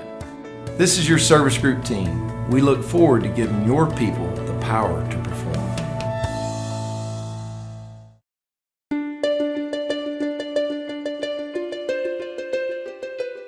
Max Profit Selling, an easy-to-follow, buyer-friendly sales process that will give you the tools, skills, and confidence to consistently sell premium vehicles to delighted buyers. To learn more about selling the way your customers prefer to buy, please visit nopressureselling.com or call 1-800-515-0034. All right. We are live here at the last day of Digital Dealer 20 in Orlando, and I am surrounded by the leading ladies in the car business. And I'm here with Tommy. Has been let go, unfortunately, and man, I can't let him go. He's like, he makes too much money as a salesperson. Tommy, you're not let go. Come back. You're just not here right now. Carrie Wise with TrueCar is my co-host today. Carrie, thank you for sitting in. Yeah, I want to thank you for giving my second shot at hosting. I can't hear your voice is all like, no, I'm just kidding. It's a little raspy. It's the third day of the conference, so you know. Was it a salsa? Bear with me. Salsa? You get some dancing or something like that? I was just meeting with lots of clients. All right. That's our story, and we're sticking to it. And Christy Roman, Subi Ghosh, Amy Hughes, and Bobby Heron. Ladies, I'm gonna sit. I'm like way outnumbered, and I'm freaking wore out. I mean, to be honest with you guys, I'm running on complete espresso, 100% right now. So I'm gonna Subi. Yeah. Leading ladies. Yes. A lot of exciting things coming up in 2016. Yes. What's next? What's on the horizon? Where we go from here? And then you guys just absolutely do what you do best and just take over. How about that? Okay. And if any lady wants to tag, they so can come when over the here boys and tag get me and I'll tired, get the it. girls will take over. Right. So what's next is, I think the first thing that we need to address is that the second Women in Automotive Conference is in June, 26th to the 28th in Orlando. We're really excited about it. We got a ton of feedback. We've made changes. We're making it bigger, getting more attendees there. It's just going to be a bigger and better event from all of the feedback we got. So that is the most exciting thing, mainly because I feel like we constantly answer the question of why is this conference necessary? And ultimately it's because there is no place that women can go for that kind of networking, mentorship, empowering, information, education kind of thing. And so we need it, and we're going to put on a really, really great show. I'm really excited about it. I want to add something to that. One of the other pieces of the show that we are stressing, because there are other high-level women's groups in automotive, this is designed for dealership-level employees, vendors, any female, and for dealers, people who do marketing, people who are looking for how do we hire and keep women? How do we create work-life balance? How do we market to women? How do we keep what our message is so that it's not gender neutral, we're actually appealing to women. So it's a conference that's built for everyone. We have something for everyone, and I think that's one of the pieces that makes it so unique in the industry. Yeah. What do you think, Carrie?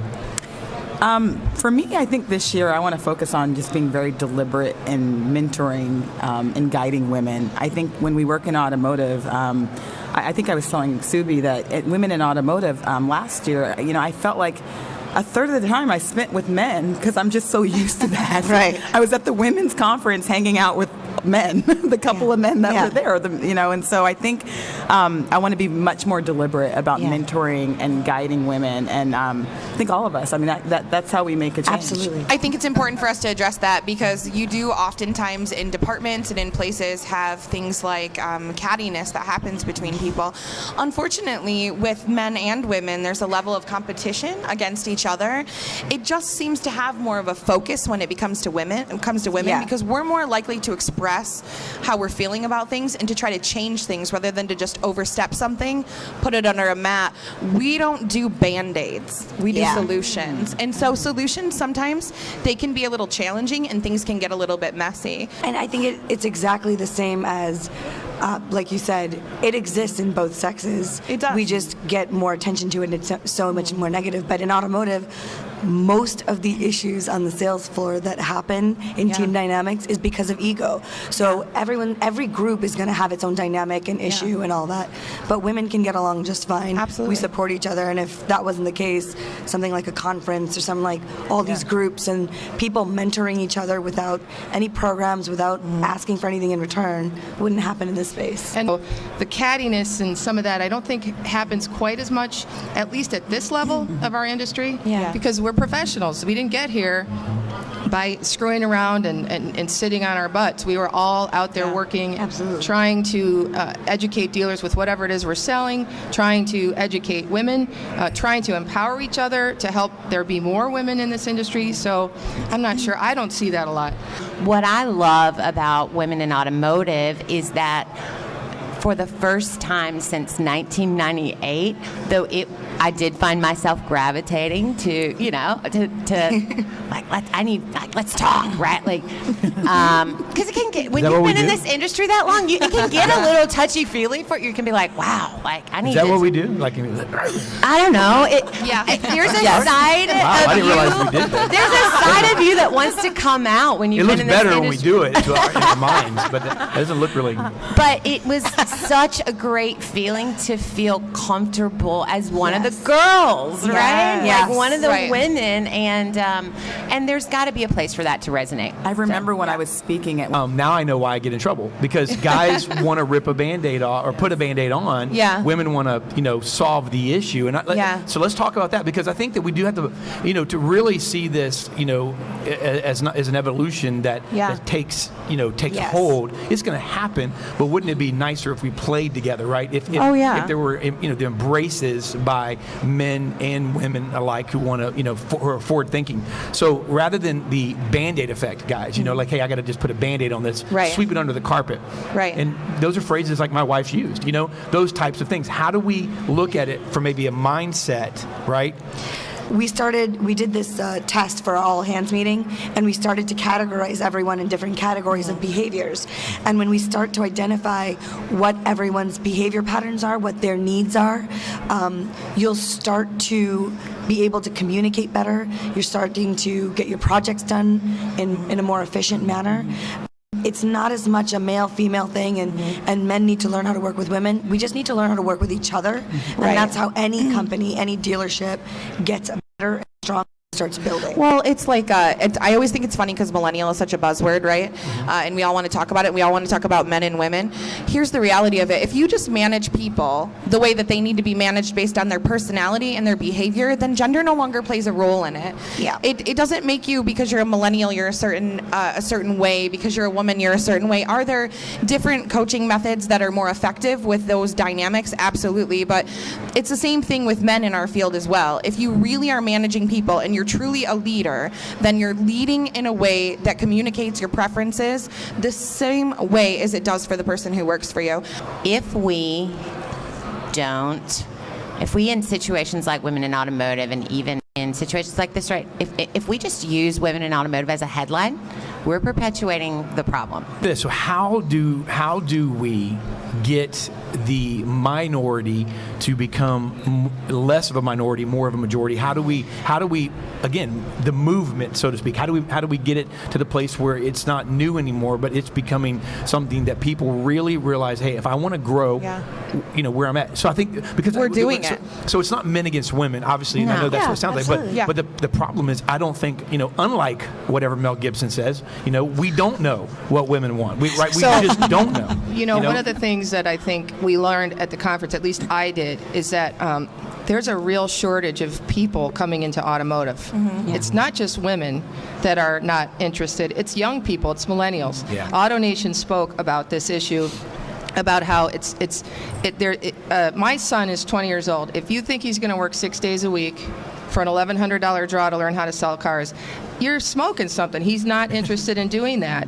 But at the same time, women who are great in positions like that, they don't get an opportunity to actually be able to have that work-life balance. So the industry as a whole really has a crisis looming. Carrie, because really, Subi hit on something that it's not just about money. And I talked about culture yesterday.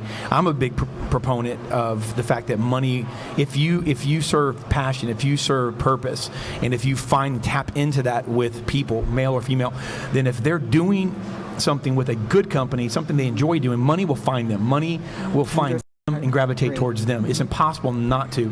So, talk about that. What do you think? I think that resonates with not only women, but with men.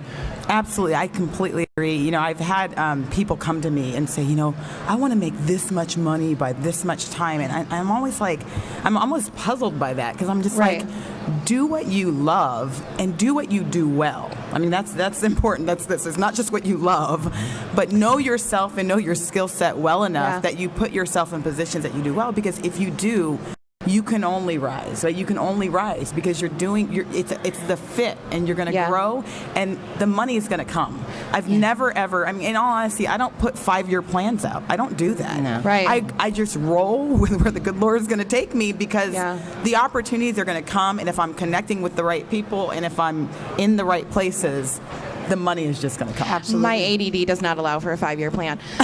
But there's this great kid. He's 13 years old. His name is Caleb Maddox. You should definitely YouTube him. Yes. I love this kid. And what I love that he says, and that I truly believe regardless of anything, is he says, if you look at people who are successful, they are confident, they are professional, they are awesome, they're on point, they are early, they work, they get it done, and they start to do it.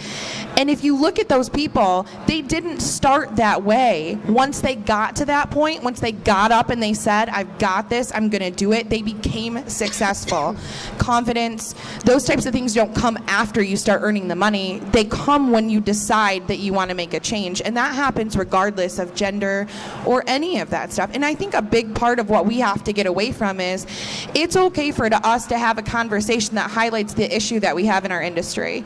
It's not okay for us to only focus on that issue without education or intellect. And that's why we talk about the conference, because that's what it did for a group of aspiring women. I took my 16-year-old daughter on my own dime, we told her she was the photographer for the conference, so she had something to do. It was great. She went back to school, confidence levels rose. She has not stopped talking about it since we left. So we have to do a better job of not just saying that we're going to inspire and educate people who are already in our business. We have to start at start, which means we have to start where they begin and let them know that they do have an opportunity. And when they look to the top, they have got to see somebody that looks like them. Yeah, and I want to add, from the sales management vendor side, there is something that absolutely needs to stop. It bothers me so much to have witnessed so many times in dealership a parade of young, beautiful ladies coming to just drop by cookies Yes. with no value. You bring up such a good point. I mean, delivering the cookies, trying to win the dealer over with things like that. And at the end of the day, looks, charm, all that is great. Look, I want all of that. But what people respect are your brains, are your work ethic, all of that. And you can't ask to be respected if you're dependent on showing your legs, bringing some cookies, showing some cleavage, whatever it might be. You got to bring something to the table. Not to mention, more and more people, more and more of the director levels are females. You're not impressing me with a skirt. Right. Yeah. Deals don't close deals all the time. Funny story, one time there was a girl, like 2 girls that came in tight shirt and skirt, and they wanted to get a meeting with me, and I was just busy. So I didn't give them any time, and I was like, listen guys, set an appointment, I will, meet with you.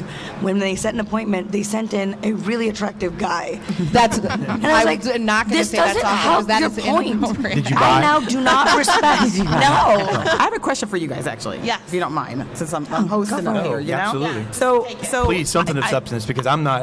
I'm just like. I've had some moments in my career where, I felt very isolated. I'm not only a woman, I'm a minority woman, and that's also just another layer there. So I'm typically the only one in most situations. But, and there's been moments where I've asked myself, do I want to be in automotive? Like, why did I choose this industry? I could have chosen an industry of that was women dominated, and why am I even putting myself through this? And I'm sure there's women out there that have felt the same way at times. Yeah. So what advice do you guys give ladies that kind of feel like giving up and saying, let me abandon this mission? Yeah. Don't feel isolated. Don't try find not one to- of us. Yeah, find a Don't tribe. leave. Don't second guess yourself. Really educate yourself so that you can stand on your own 2 feet and spar with the people who are sparring with you. Because there's intimidation no matter what industry you go in. Yeah. When you come in with a changed mindset, something to change what they are doing, they're going to fight you. It has nothing to do with you being a woman. Yeah. It's a little bit harder in this industry sometimes, especially. There's a dealer that I know that will not allow women on the sales floor because he doesn't think they can do it. Now I want to go out and sell him. I'm just going to sell right out in front of his We'll store. talk later. Just on the road. My question. Anybody want to help me out with that? My question is, how smart is the guy to actually say that? Even if you dumb to do it, and then to say it is even dumber. I got to say. I'm just gonna be quiet. The environment is David. changing. The dynamic of the industry is changing. When I think a lot of us started, we felt alone. We were kind of figuring it out and doing it on our own. You have so many people here that want to help. We're putting our names, our information, our numbers out there publicly. Reach out to people, get to know people. If you have those concerns or questions, find faces that you feel like you can follow and connect with to be able to help you through that stuff. But it's only, all of it's temporary issues. But no matter what level you go to, you get challenges. We were talking about this. There are times I get criticized for things that I sit there and I'm like, I work really hard and then I look internally, do I need to change it? And then I really quickly come to the conclusion now, having been in this for X number of years, that no, I don't need to change myself. I have to stay true to what I am, true to who I am, and just keep packing my brain with more so I can stand up to those fights and go toe to toe. I would say for me, what I would say in answering your question too, Carrie, is that I love this business. I love everything about it. I love the challenge. I love that we get to sit up here and talk about things like this, that we get to go to these conferences and be educated all the time. I love to sell cars. I mean, I am passionate about this business. And so for me, I didn't give up because I'm not going to let somebody else chart my course. Yes. Right? I travel my own way. I do what I want. So I'm not going to let that happen. And I would tell anybody that came into this business, especially as a woman, to learn everything you can, educate yourself, and be brilliant on so many levels. And then don't let somebody else make a decision for your future. Like that to me is just obnoxious and insane. And if I'm in the wrong spot, I'll find a new one. But this is my industry. Absolutely. So I don't make any apologies for that. No. Yeah, I think for me, there's a balance to be sure that male, female, doesn't matter. There are people who believed in me enough to show me why this business was freaking awesome. Yeah. And I gotta make sure that I'm available for that, because I get busy. I allow myself to feel isolated. I, kind of droop down into that lack of confidence every now and then. And then I think, I'm robbing these people of the joy, literal joy that it is to work with these dealers. And I mean that from the bottom of my heart. What we do is so incredibly rewarding. So rather than just be busy and like, oh my gosh, let's get out there and kill it and like get all that kind of self-motivation, like reflect. And when you see a young lady in the industry, ask her about her. Ask her why. Have you found it? Do you know what you're doing here? Do you know how great this can be? We don't spend enough time, I think, as an industry, kind of, especially as sales managers, allowing our team to reflect on the why they're doing it. And it's an important question to ask, Carrie, so thank you. And if I could just add one last thing, I think there's a quote that said, some people will build you up, some people will tear you down. At some point, you'll think both. And I think for me, it's important. The tearing down part will just naturally happen at times. Yeah. But for me, it's important to find the people, whether it be my clients that are dealers, whether it be other people, other vendors, people in the automotive industry to help build me up. Yeah. Right? And then surround yourself with the people that are going to help you grow and help and really believe in you, like you said. Yeah. Well, because I know we're out of time, I just got to say this. I just can't help it. So, NADA last year. I do what I want. Last year, NADA said that the turnover rate was 6% higher than it had been the year before for salespeople, and 90% turnover rate for women in sales, because there's not that training, there's not that sponsor, that's not that mentor that's there, and the cost of one employee to a dealership on even immediate level is $70,000 to $90,000 to transfer to have this turnover. Women are more committed, more long term, and offer a lot of things that would reduce that issue that they're having. Yeah. And you never stop needing that mentorship, no matter what level you get to. So just keep networking. Absolutely. And thank you, the ladies. And it's not so much for those just here, obviously, but this is going to be aired. So, Subi, if you or Christy would take just a couple of minutes here to tell us about the Women in Automotive Conference. I was privileged enough to be at the first one. What an amazing turnout, energy, incredible content. Come back. And absolutely. We're inviting you right here, right now. 100%. All right. And so tell us about it. Sure. And how they can register. All the information is at womenautomotive.com. It's June 26th to the 28th in Orlando. We're taking it up a notch. We're going to have a hotel right up the street from here. We are looking for speakers. We're going to have 4 tracks this year.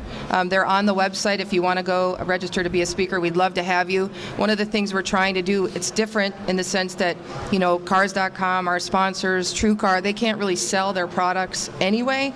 So what we're trying to do is find speakers who can give content on the different tracks that we have, like hiring and keeping women, or how do we message to women? How do we create leaders within automotive for women? Overcoming challenges, being a woman in automotive, branding, all sorts of things that relate to women. But I think it's important to note, we didn't do a good enough job of making sure people knew this last time. This is not solely for women. If you want to come as a male, we welcome you with open arms. Come learn how to better your dealership's culture, embrace females in your workplace, and get a more diverse staff and better your business. Yeah, you can register online. We have a early bird special. We have student rates. If you have any young people who want to come, we really encourage that. We are trying to look at maybe getting some educational facilities who will participate and get some students to come so they can see what great opportunities exist in this industry. And I'll say this as a man who was there. First of all, well attended, very well attended, excellent job, full of content, and it was absolutely incredible. Highly recommended. So, thank you. Thank you so much. Thanks for having us. And thank you for letting me sit here. Thank you. Thank you for letting me co-host, and thank Tommy as well for giving up his seat. Well, Dave, we embrace diversity, and the women do. All right, so we're here, and we're with Joe Webb, Jennifer Briggs, Mike Davenport, and Matt Koenig. You can get rid of the last name. It's just Matt. It's now. Matt. And by the way, he spells his name M with an at symbol. With the ampersand. Like the artist formerly known as Prince, but with better hair. Further feelings on it on vendor visit protocol, and of course we're in a room full of vendors, which doesn't mean anything necessarily to you, but Matt, I want to kind of get your take on this a little bit. I know that we talked slightly, and you're a proponent in some ways, but you're also a beast of a salesperson. So a vendor visit protocol, which Joe, correct me if I'm wrong, just to kind of Yeah, if you want, I can give you a quick. Yeah, give me. It's just the fact that people such as e-commerce directors, some sales managers, depending what your role is at the store, marketing director, are constantly overwhelmed by new vendors visiting completely unannounced, knocking in, cold calling, stopping in if they are previous partners with maybe no rhyme or reason, no specific purpose other than to shake and grease some palms. And I just said to stop internet directors, to gain back your day, to put a hold on some time management and make your priorities. It is better to schedule potentially one day a week, or one day a month, one day every 2 months, however many vendors you have, to segment them that this is your time. I will schedule you out just like it's an appointment, just like it's a customer, and you come in during your allotted time. We can talk about your products, we can review your products, and most importantly, all of our decision makers will be in the room. All of the people who can sign on the line will make a decision on the spot, so you don't have to keep calling day after day, week after week, ongoing, to win back your day, make your priority, and not get pulled, as we know internet directors, e-commerce directors do, get pulled into a million directions. So to sort of slow down, if you get a cold call, do a quick 5-minute, hear what they have to say. If it interests you, put them on the docket for a later time, and let them come in and present officially like we're an actual professional industry. Is that feasible, Matt? You know what? Some of them are. Here's what's great about what Joe said, right? Listen, if I knew I could reach out to Jennifer Briggs and get Robert Powell and Eric Gale and Jennifer and Bobby and everybody in a room, and I knew once a month I could do that and they would be ready to hook up, that would be great. But here's the problem. Let's say that's on the 3rd of every month. And let's say I'm a new guy in the area. I've called on the phone. Nobody called me back because it happens. So I go, you know what? I'm just going to pop in and see if I can say, hey, I'm Matt, let's set an appointment for whenever. And they go, oh, you know what, our meeting was yesterday. We don't meet again for a month. There's 2 problems with that. And I'll just say the first one is this. I really don't like the answer no, right? No is a shitty word. Yes feels so much better. Like everybody say yes. Say yes. Yes. No, it's very simple. It doesn't matter what you want. It matters what's best for the dealership. And you could assume, hey, my one product that you've never heard of and I'm brand new to the industry is going to give you $80,000, but that is a fucking pipe dream nowadays. And with there's more vendors in this industry than ever before. Look at any single digital conference and see that. And if you just make an open revolving door to every single new schmuck that enters our industry, you can't to come in and pitch you, can't. It can't be. So just have a More process. often than It once doesn't a have to be once a day. It doesn't Right. have to be once a week, once a month. Just have a process. Designate somebody to do a quick 5-minute review. If it interests you, if it's valuable, great. If you've got a really good relationship and rapport with your website or your CRM provider, do you need to listen to every single webinar for an hour from another CRM provider? No. Just say, you know what? At this time, we're not looking. Thank you very much. 29 days? No. Our contract is up in 9 months. How about 7 months from now? I'll put you on the docket. And guess what? If you were too late to walk in and you just have the next best thing since sliced bread, you are going to have to wait for 29 days because that is the process. What Joe is saying is right. I don't think that 29 days is an appropriate amount of time. What I always did, because I was very busy, always so buried, here's what I would do. Send me the information via email when I'm working 15, 17 hours a day at home, 4 o'clock in the morning before I come into the store. I'll review it. If it looks valuable to me, I will call you. If not, it's not good. So I love the idea of prioritizing. We don't. Their time management does not happen in a dealership. Let's take the same approach to our customers who walk in the dealership unannounced that we need an appointment. I'm with 2 customers already. Oh, sorry, can't come back. You have to come back in 29 days when I'm available. And, but it's completely different. Well, hold on. Not really. The customer makes money for Mike, and a good vendor relationship is going to make you money too. Sometimes you miss out on stuff. Let me throw this out there. I mean, this may backfire like crazy, but are there dealers that are out there, guys that are obviously? I know you're at the dealership. Anybody at the dealership level that's sitting out there watching, just raise your hand if you're at a dealership. Make a decision on advertising. Okay, let me ask you this. Okay, you're in Alabama. I just met you, right? Toyota store in Alabama. Yeah. And I'm not going to lead this. I'm going to try very hard not to lead this. So. My experience with dealers is they kind of like being sold.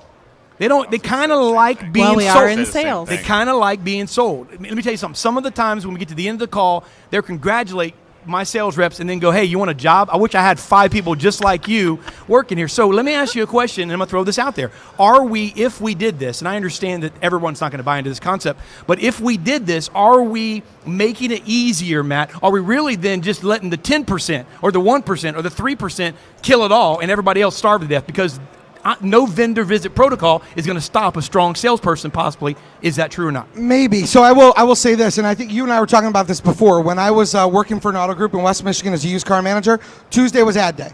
So if a rep came in on a different day, I'd say, listen, I'll give you all the time you need, only on Tuesday. Just come back Tuesday. I got you. I'll listen to whatever you're slinging. If I like it, I'll hook up. If I don't come back ever, whatever. But I would always give them the time. Here's the challenge, I think, though.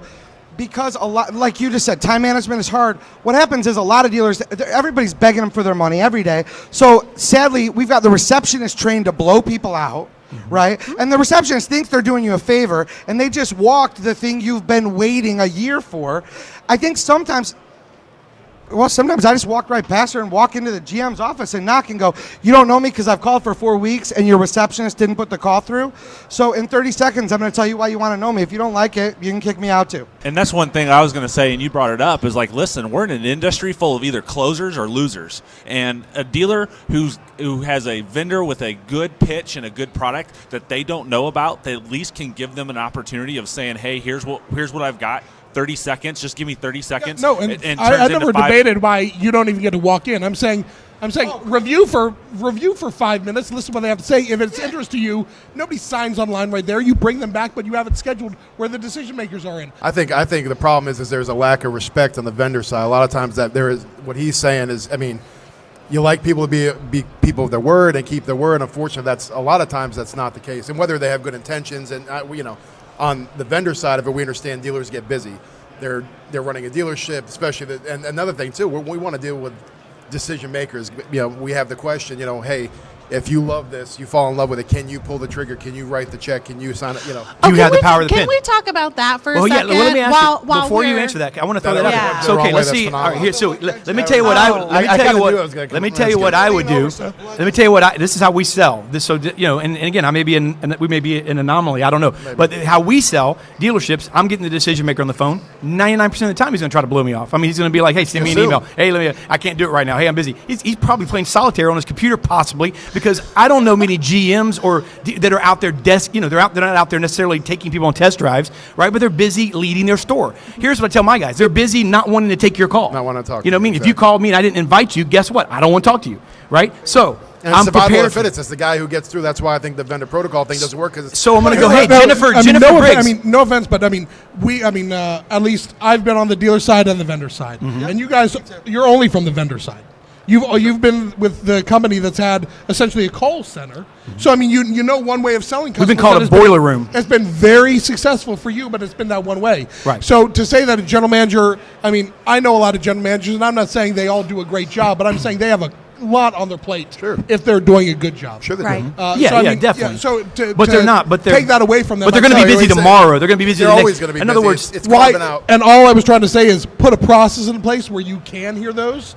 You don't have to dedicate every single day to listening to people. You dedicate one day. How about this? Throw this out. Jennifer Briggs. Okay, hey, Joe Bob says, hey, you know what? Talk to Jennifer Briggs, my e-commerce director. Great. Hey, Joe, let me ask you a question. Absolutely, I'm going to give Jennifer a call. Listen, Jennifer's going to love this. If she does, can she sign it and write a check and send it to me? Is she able to do that? Oh, no, she got to bring it to me. Hey, Joe, all due respect, I know why you want me to talk to Jennifer, because if you sat around and listened to every person that called you, you'd be doing that for 40 hours a week, and that would be your job. Or Joe doesn't know, and Jennifer does. I understand. But, hey, Joe, I'm asking you to make the exception, break your rule, and let me be the person you listen to. Boom! Well, here's the thing, though. That is one thing majorly, because I am an authorized signer and have been, because I know the products, and as while we're giving advice and talking about how to do it. Yeah, you signed all the paperwork. I signed it all. If you would have went to the GM or the dealer principal, they would look at you with deer in a headlight look. So as a vendor, if you're trying to get these appointments, make sure you're not inadvertently offending the person who has the keys to the door to let you into the dealership. As a female in the automotive industry, I can't tell you how many times some idiot vendor walked in and said, oh, well, is a GM around or somebody who can actually sign for this? That's a good segue. Is your husband here? So that's but here's the thing. If I'm speaking to if I would say it to Dave Villa, if I would say, Dave, look, do you have the authority to hook up on this or what? Right. And I would say it to you. The difference is Dave won't go, because I'm a guy with a Latino last name, you're being offensive. But when he said that to you, you went, it's because I'm a woman. No, it depends on how you say it. And And I if know you're when being you a and I douche. talk, because I know you, and you have the authority to sign all of it. And here's to back up something you said Research earlier. Research me before you Just call on my Google store. Jennifer Briggs. I'm just saying. No, but here's what I know. That is great. But here's what I know about what Jen just said information. that has a lot of truth, and that's this.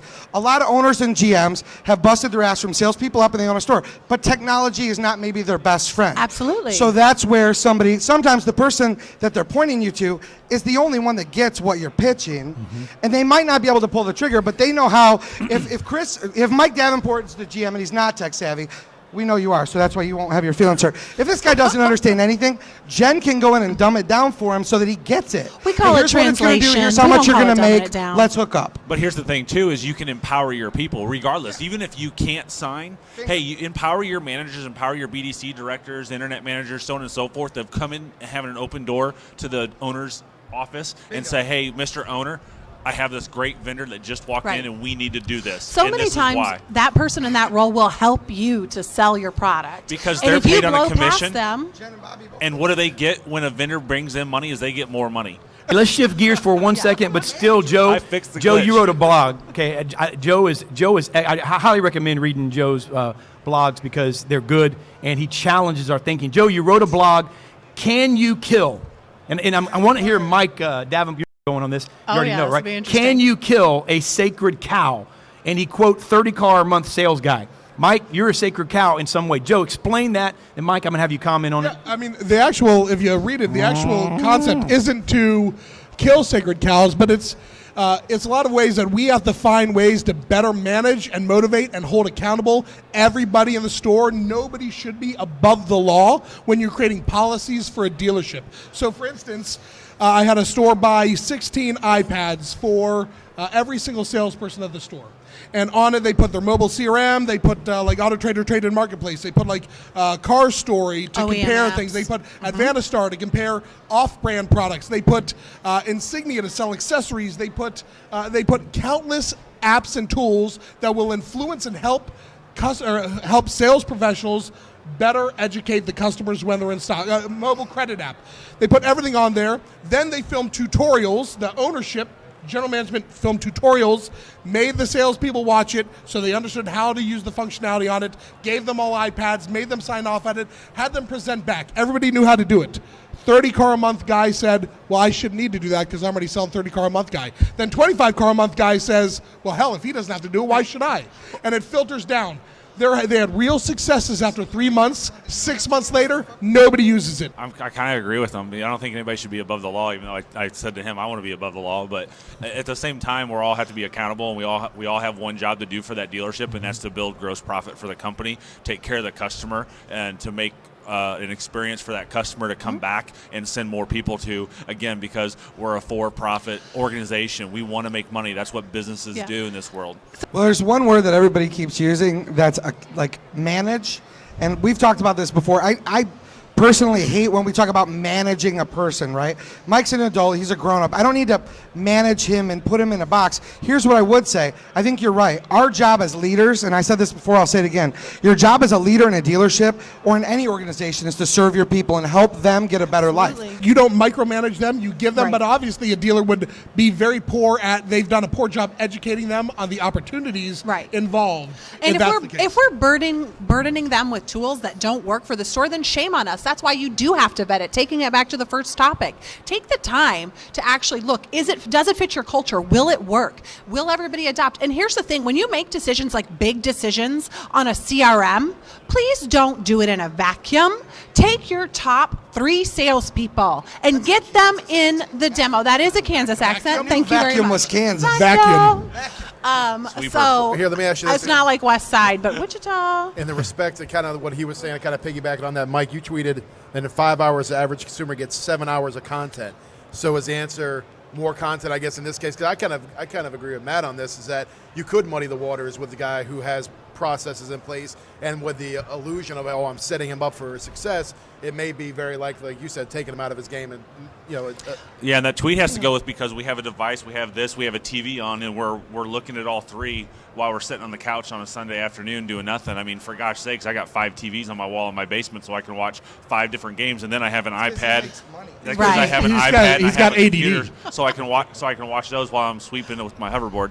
So but yeah, you can put way too much on a salesperson. We got a tool that the vendors hear that it's a really great tool, but for me to use it, I have never logged into it. I thought I was going to log into it. I was like, oh, maybe this can give me an extra 2-3 sales per month. I'm not using that tool. The dealership is paying good money for that tool.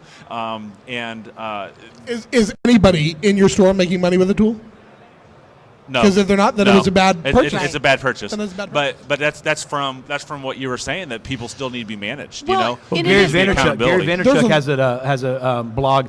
What's the ROI of your mother? Yes. And basically, ROI isn't about the tool, and he's not talking about Matt, but about that kind of tool. But it's about investing, Matt, the time and effort to use it correctly. That's what we're talking about. Yeah, it really is. And listen, I'm all for. We're freaking.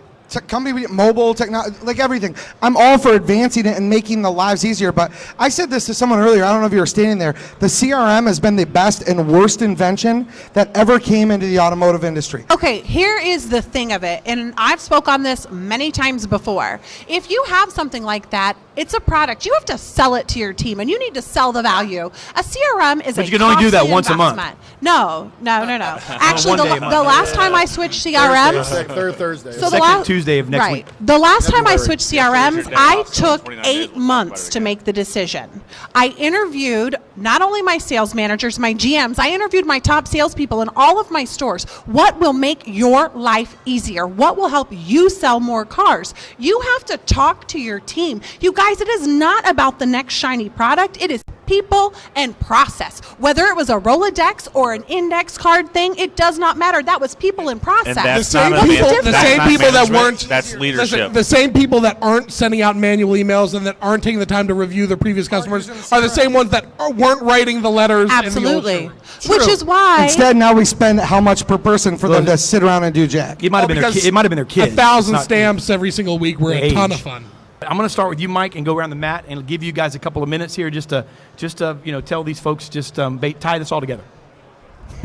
Well, my big thing is from a salesperson is, the whole goal is what I just mentioned a minute ago is, we all have one goal in mind, and that's to make profit for our dealership and for our owner who signs the front of our check, that's worked hard to sign the front of that check and not sign the back of it, is what's who we're working for every day. And the most important person besides him would be the very first person that's important is our customers. And I think I think with social media and everything else that I do, we need to change our industry to make it easier for the customers, and then our vendors should make it easier as well on that flip side. And one thing I'm doing to try to change the aspect of our dealership cultures, and hopefully some vendors will listen as well, because the vendors are salesmen just as much as I'm a salesman to a dealership, to a consumer, so on and so forth. But Matt's hosting it, and I'm what do you call it? The lead, the the keynote speaker. Keynote speaker. And I've got Does my own make him a website super set up. shredder? Yeah. rockstarsalesman.com. That's where you can sign up, and it's $49 in person or in virtual, and it's $4.99 in person, which the $4.99 is worth it 100%, because if you sign up through my website, rockstarsalesman.com, if you don't get value out of it, shameless plug. If you don't get value out of it, I'll write you a check back for it. That's good. So, and that's the one thing that how you're going to change this industry is by having people out there who are willing to go the extra mile, like what you mentioned, is go the extra mile. If they're at a 30 car month or 35 car month, what can I do to get to 40 car month? What can I do to get to 50 car month? And that's what I'm doing every day is how can I do better? I'm sitting here for 4 days out of the office for 4 days. Okay, I got to go back Friday. What can I do to have my day filled up on Friday? So I think what Mike just said is if you want to clone Mike, you might want to tune in. Go to rockstarsalesman.com. Here's what it all comes down to with me, Villa, and this is something I always say, and that is, at the dealership level, vendor level, whatever it is, the end game is you've got to be there to serve people. You know, I might be a little bit brash in how I speak sometimes on occasion, but at the end of the day, here's the deal. Every single person that I interact with and work with, my end game is to make sure their life is better. So if you're another vendor and you want to ask questions, I want to make sure you can go out there and kick ass and serve people well. If you're selling cars and you want to get a little bit better, I'm going to point you to people. If there are people like Mike who are still selling every day, or Jennifer who's running an internet department, or Joe Webb, I want to aim people there too. I think I busted the CRM. We use ours. We actually care about it. But I think at the end of the day, the most important thing that everybody's got to get back to is making this a people business. That doesn't mean throw your technology away. It just means you've got to give a shit. That's all. So we just got to get back to caring about people, and then everything will just fall into place if you genuinely care. Yeah, I think I actually had maybe said that the last time I was here with you guys. If I said it, you just copied. No. I don't copy you. So what I said was, best advice to a salesperson was, if you want to increase your paycheck, you want to sell more cars, stop thinking about you and start thinking about the customer. So it is a great point. But I think to wrap it up here, we need to take responsibility as managers in a dealership. We need to take control of this. It's our money. It's our investment. Why are we leaving it up to somebody who stops by once a month to tell us how it's going or what it's doing? Take control, but take the time to make sure the tools you invest in are actually working for your store. Why burn up that money? Get what fits for your people, your process, and your culture. So, and thank you, by the way, for having us on. Thank you. I think it's been a great, fun discussion. All I would say is continually educate yourself. You should not, as Jennifer just said, on the head, you should not be educated by a vendor trying to sell you something. You should, I give credit to everybody who took the time out of their work schedule to come to Orlando on a cold Orlando week and educate themselves in the sessions, meet with vendors, listening to Auto Dealer Live and podcasts, reading and absorbing as much content as you can, so you are not overly sold, so you are the educated one in the room. That is how you're going to be able to serve your customers better, is if you're smart enough to make sure you're delivering the right experience for them, you're delivering the right tools for your people, then you've done your job well, and all you can focus truly on is how well you can do your job. That's well said. You guys are smart. All the way around the board. And you guys and gal. I'm a guy too. It's okay. I mean, not literally, but. Okay. So now in the next episode of Auto Dealer Live. Yeah. Yes.